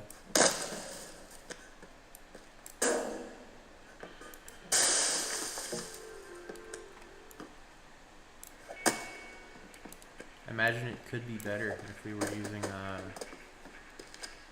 the wall power properly, but this is actually very excellent for just running on the USB-C at the moment. Are the fans right now? They're a bit up there.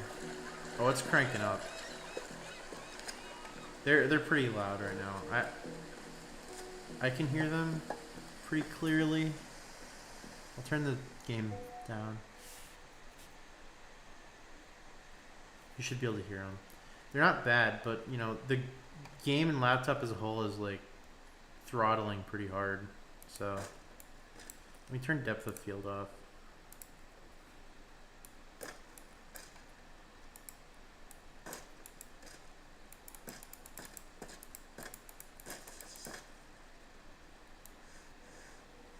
Fire's kind of the worst thing in this game because it's so laggy because of all the smoke.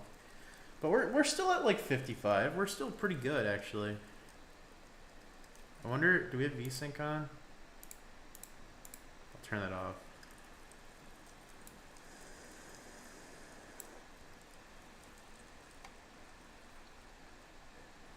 Yeah, it's not doing the best right now, but we're also not on power. Check silent. Okay, yeah, I'll try silent. Now we're in silent mode. Let's actually grab one of the cars.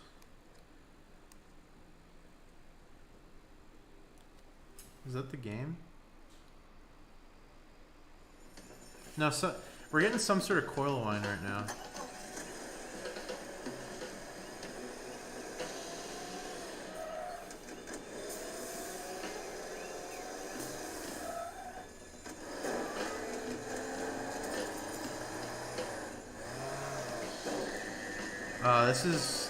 It's like 40 FPS playable, but we're playing silent, so we want no audio.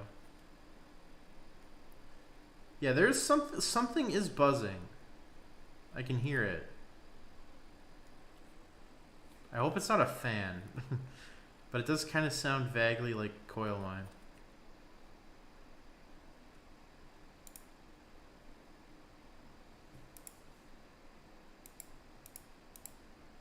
Interesting. It would not surprise me if it was coil line.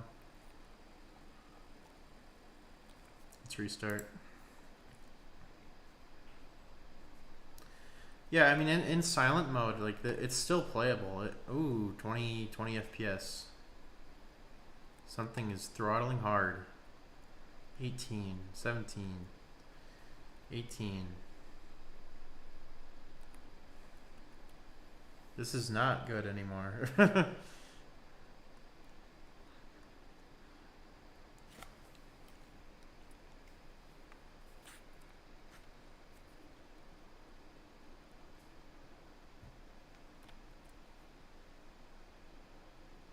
Trying to get a good focus on the display here.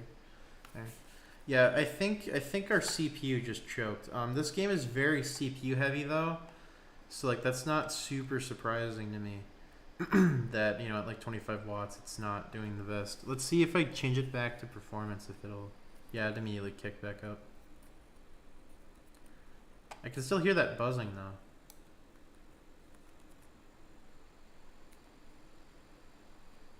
Which is very strange.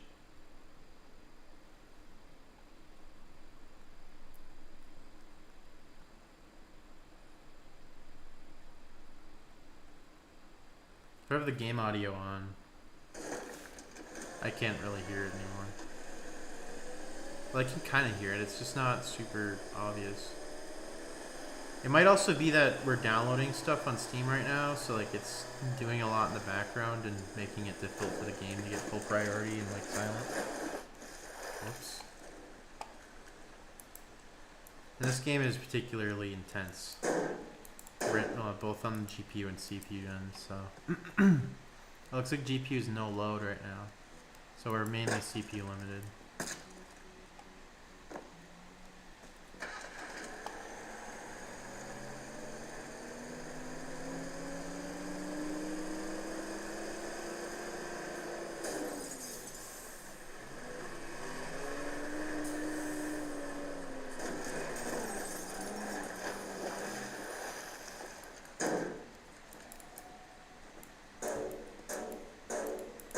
So yeah, it does seem like it works to some extent, but it's not, you know, the best experience, I'd say. And silent. And it's especially not going to be great to play games on silent unless you're playing something that's pretty exclusively GPU. Because the CPU is much harder to cool in general, so. But yeah, Cyberpunk's ready, so we can switch over to that now. See how that handles. While we're doing a Steam download, so it's not going to be fully accurate, but you can at least get some info out of it.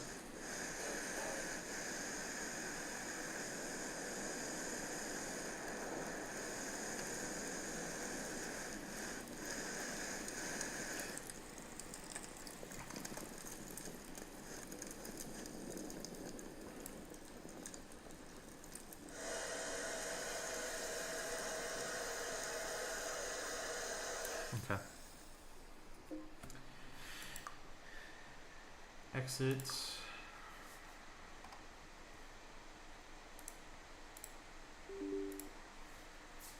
Start Cyberpunk up, which I think I might have a save on still, so we can probably just run off my save. I don't really know where I was in the game though, so I don't know if it'll be particularly demanding, but we'll see. We are also just testing on USB-C power, so it's not super duper conclusive of system performance, but you know, if you only want to carry around a 100-watt brick, you might want to know how well things perform anyway, so makes plenty of sense. It does seem like you can definitely game though with a 100-watt brick, there's no doubt about that. It's just, it's definitely not going to work for more complex simulation titles or anything like that.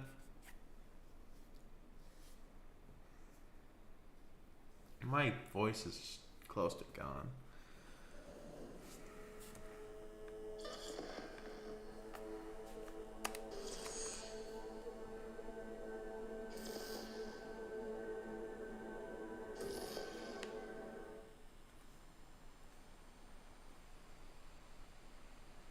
A lot of coil line.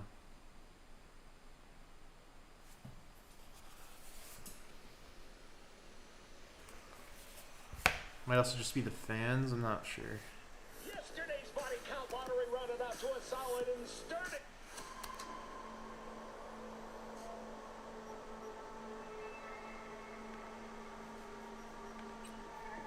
Oh, my save's gone. Great.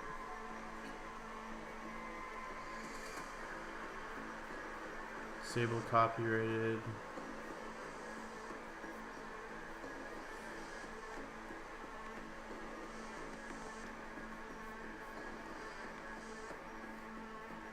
Yeah, we're gonna have to censor nudity.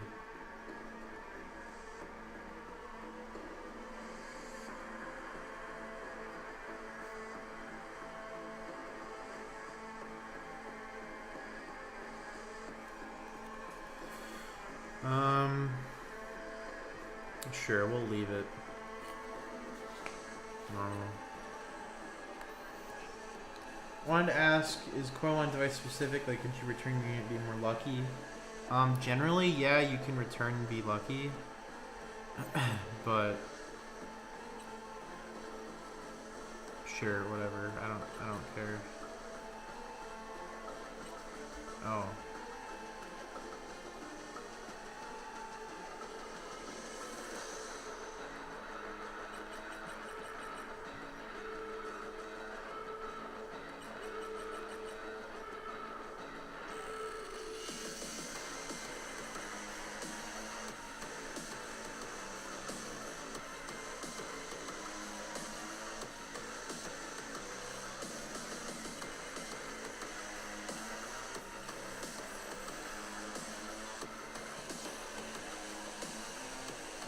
But yeah, coil line is generally device specific, but there can be aspects of it that are design based. It just kind of depends. On this particular device, I don't know. Sometimes coil line will just go away. Sometimes coil line only occurs in certain situations. If you're lucky, it only occurs in like menus. It tends to be more likely to happen when you're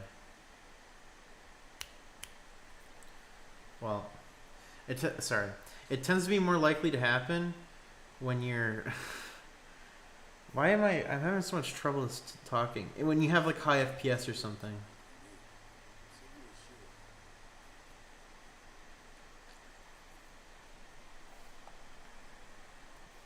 Okay, yeah.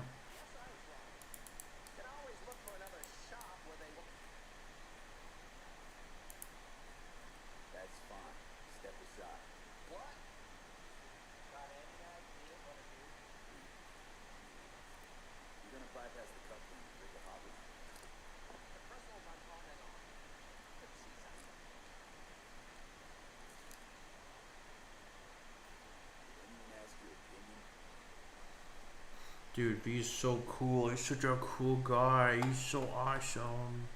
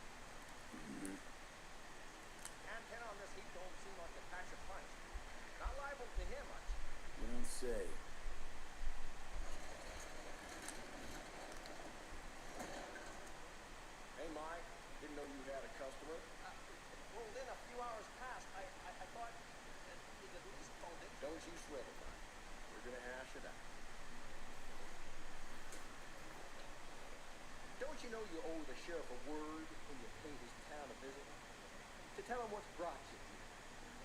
Maybe even over a cup of coffee. No need to worry. Won't be staying long. Didn't answer my question now, did you? Name's Andrew Jones. Probably. It's running 40 FPS. We're definitely capped with GPU power. Served in spec ops during the last war. Silver Shoguns. 20% CPU usage. It's definitely playable. I can't say that it does. Don't like to get along, do you?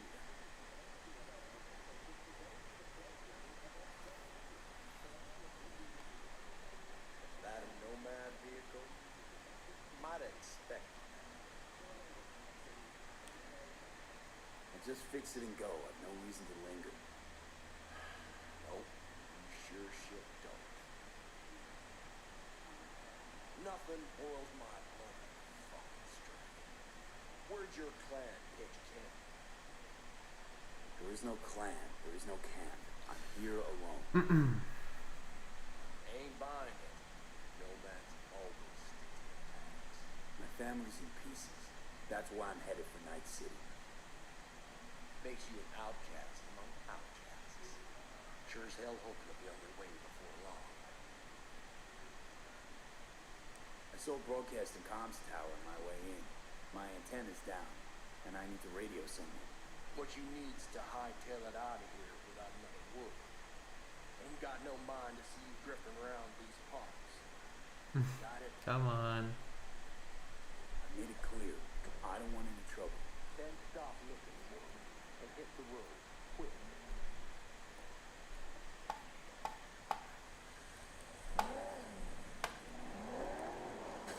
They're all gone. All the NPCs are gone.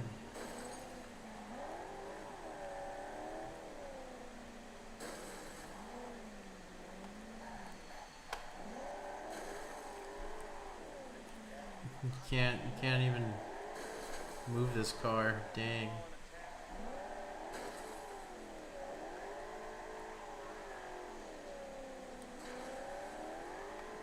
Where am I going? Telecom tower?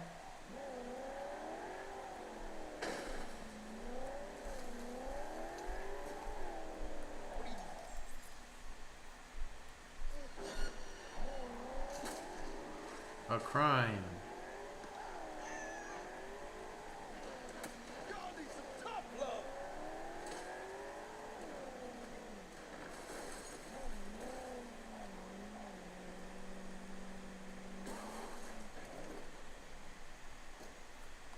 Combat.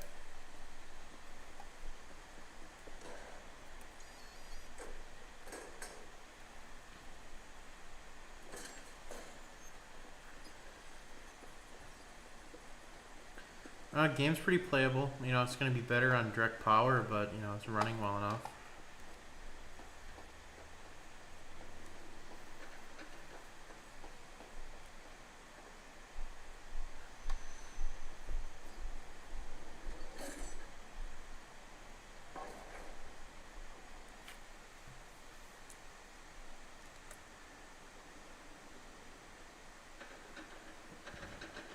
Hello? Come in. Come in. Ah, raised you finally.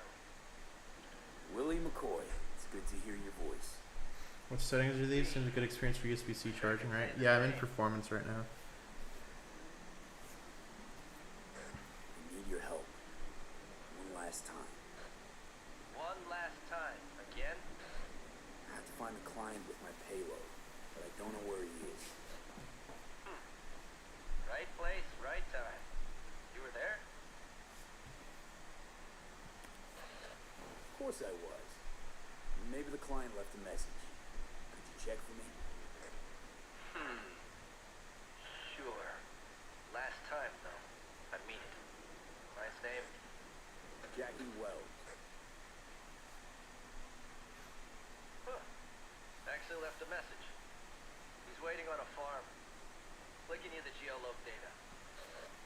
Thanks, Willie. I owe you one. You do.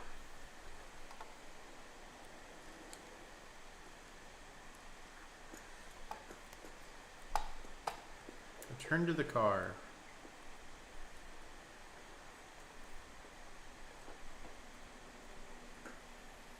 Whoops. I'm not dead somehow. Oh yeah, it's just performance. There's not a whole lot more to it. Just pretty normal.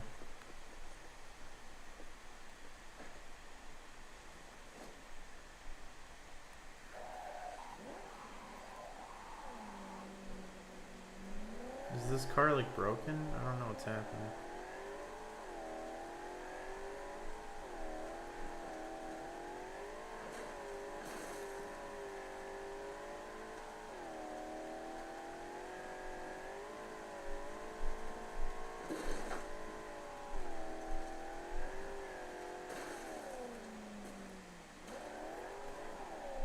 Whoops. I bet this is like you get abducted or whatever here.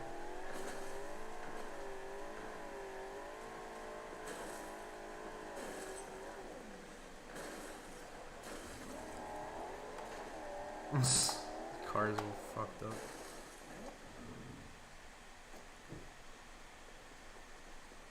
Oh, I was worried I'd have to turn to farming.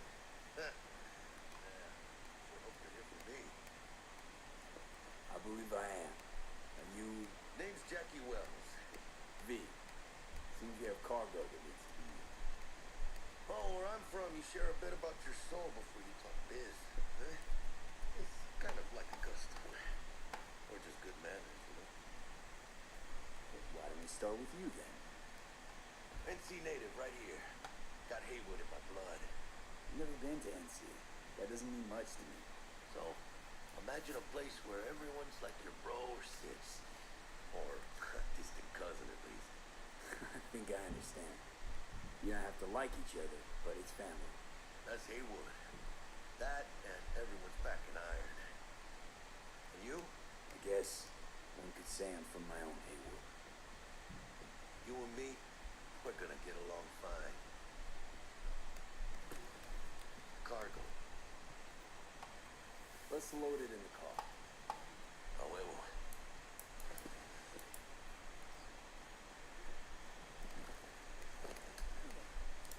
Why am I able to climb him?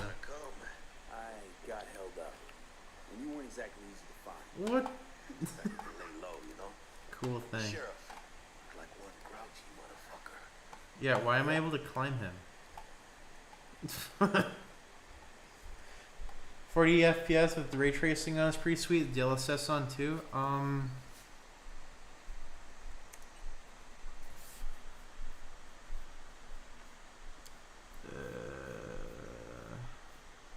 It's on auto. I'll turn it on quality.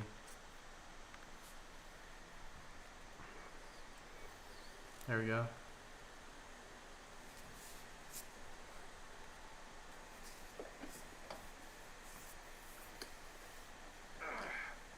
What a fat ass. Let's turn that to performance.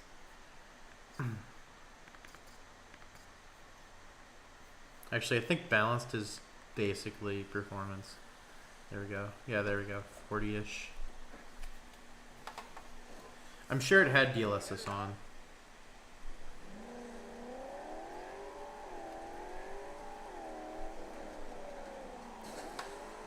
My car was repaired by the cutscene.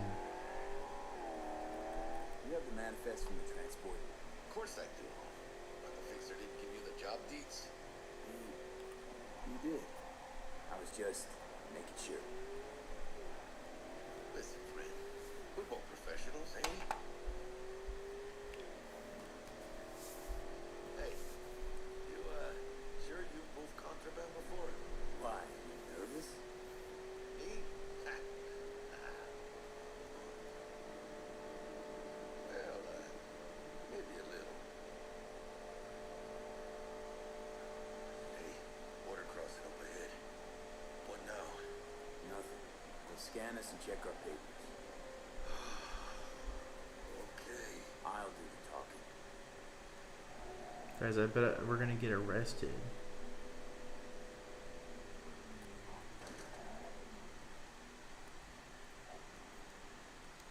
Warranty void warning?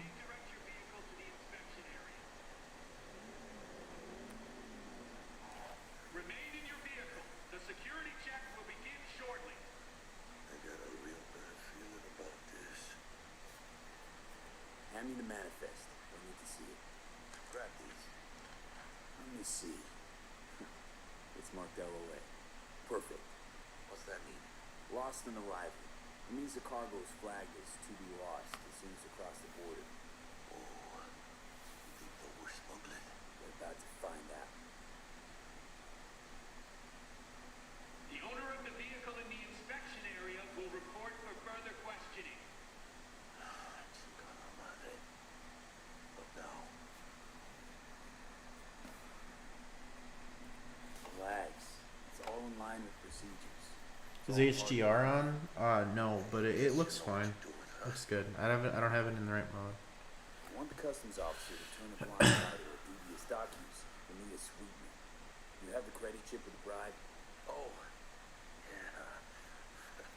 Forgot about that. Right. You forgot it. I'll keep the engine running. Do that.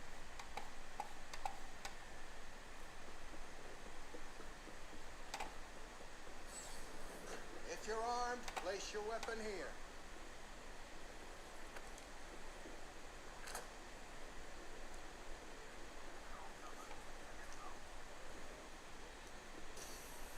Now please report to room number 2.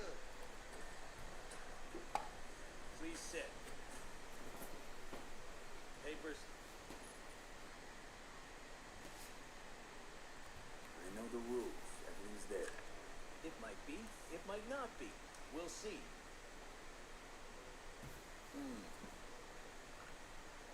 What are you transporting? It's all in there.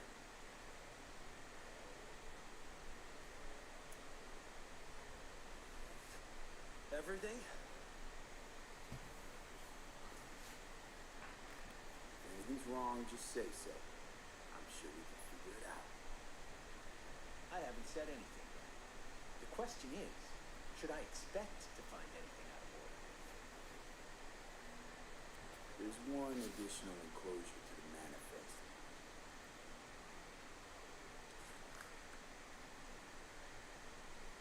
Ah, yes. Remind me, you drive for which nomad clan? None. No clan. I drive for myself. Bold. And none too wise. You know, whenever I see someone like you, I'm oh so grateful not to be on that side of the table. The feelings are mutual. Go on now. Your associate's waiting for you in the car. Don't forget to take your personal items. Be careful with that toy. And welcome to Night City. Those little shits imagine Night City is some kind of paradise. What can you do? Young, naive, which is just what happened? Oh, he's driving. I'll tell you soon. We need to get out of here. Yeah, okay.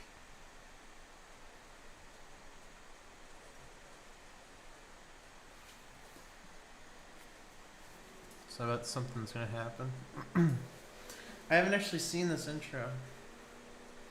But yeah, I don't think we're gonna get through GTA at all. Tell me what happened back there.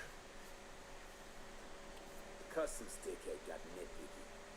And that ain't normal? Not to that extent. Smelling trouble around the bend?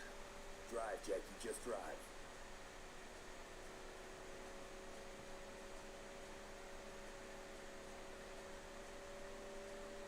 Someone's coming our way. This does not look good. Stop your vehicle immediately. Let's get out of here. On it! You are transporting contraband that is corporate property. I repeat, stop the car. Corporate property. Draw weapon alt.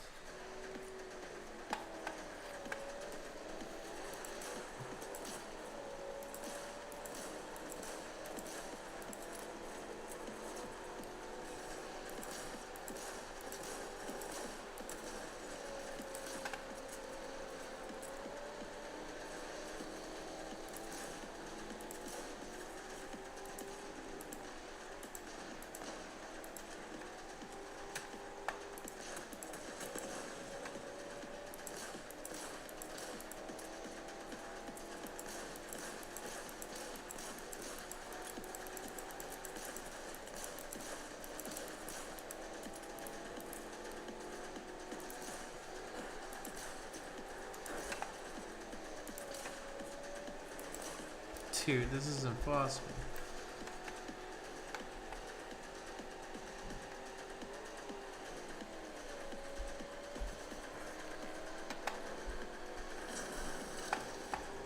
Gotta keep moving! Ah, those pendejos are stubborn!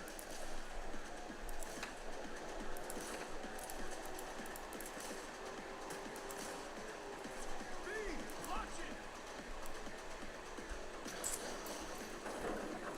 Mierda, close call. We lost him. Not sure my nerves can handle this. Keep driving. Can't stop here. Place looks deserted. Better stop here. Need to sort out a few things before we go on.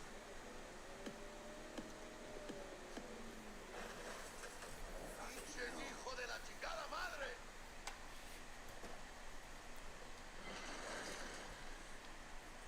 They almost tagged our asses. That what you call smuggling? Gado! It's supposed to go smooth. No problems. Calm down. Sometimes these things happen. This? What kind of shit happens? Border security tipped off the corporation that we have their cargo. What's the deal with these borderlies flipping us the finger as they fucking please? With no consequences. He took a risk. He assumed we didn't have a clan backing us, and he was right. Ridículo. So what now? I could ask the same question. Will you keep whining, or will we put a bow on this thing? I ain't gonna lie. I'm a bit light. Can't pay you now. I have something for you once I collect my scrap for this corporal crap we're carrying. Huh. And you just figured out to sit by patiently. Actually, I wasn't gonna pay you at all.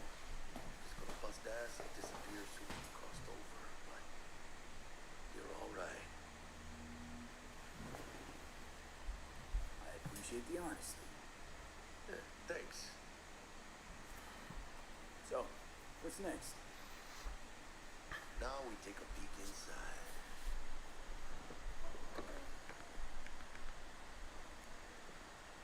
Open it. I don't know if your client's gonna be happy getting an open package. He usually means trouble. Fuck the client. You gotta start working for yourself sometime. No commission, no middleman. And I need to know what I'm selling if I'm gonna try to find a new buyer. Oh shit. It says Arasaka on the crate. We are robbing some heavy hitters. And maybe we'll make some heavy money. Mames, a real iguana. A lesser Antillian, I think.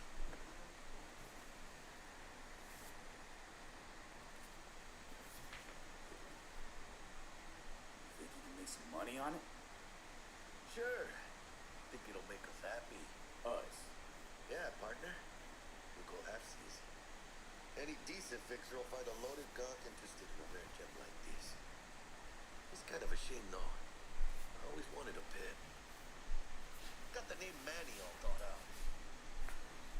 Hey, by the way, you, got any plans? I don't have any plans. I spent the last years traveling. Keyboard's pretty warm right now, actually. I'll probably be waiting for you. Support? Thanks. Aw. Okay, partner. Time to grab the lizard and scurry out of here.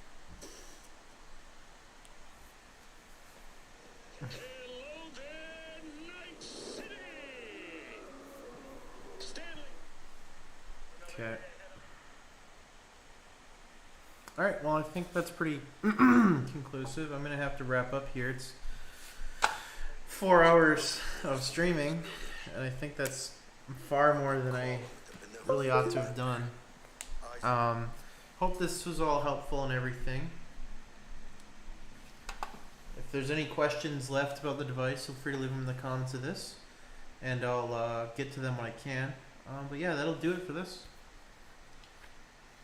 Thanks everyone for coming by, and I'll have a follow-up proper review video probably later this week. It's good to be thorough, yeah. Yes, testing just takes forever. Anyway, thanks everyone for coming. I'll see you all in the next bit of video. Yeah, no problem. Yeah, I hope you guys all got some useful info. Of course, I have Amazon links below. If anything was helpful, you can feel free to use those. But yeah, yeah. Thanks for watching, everybody. I'm gonna end the stream now.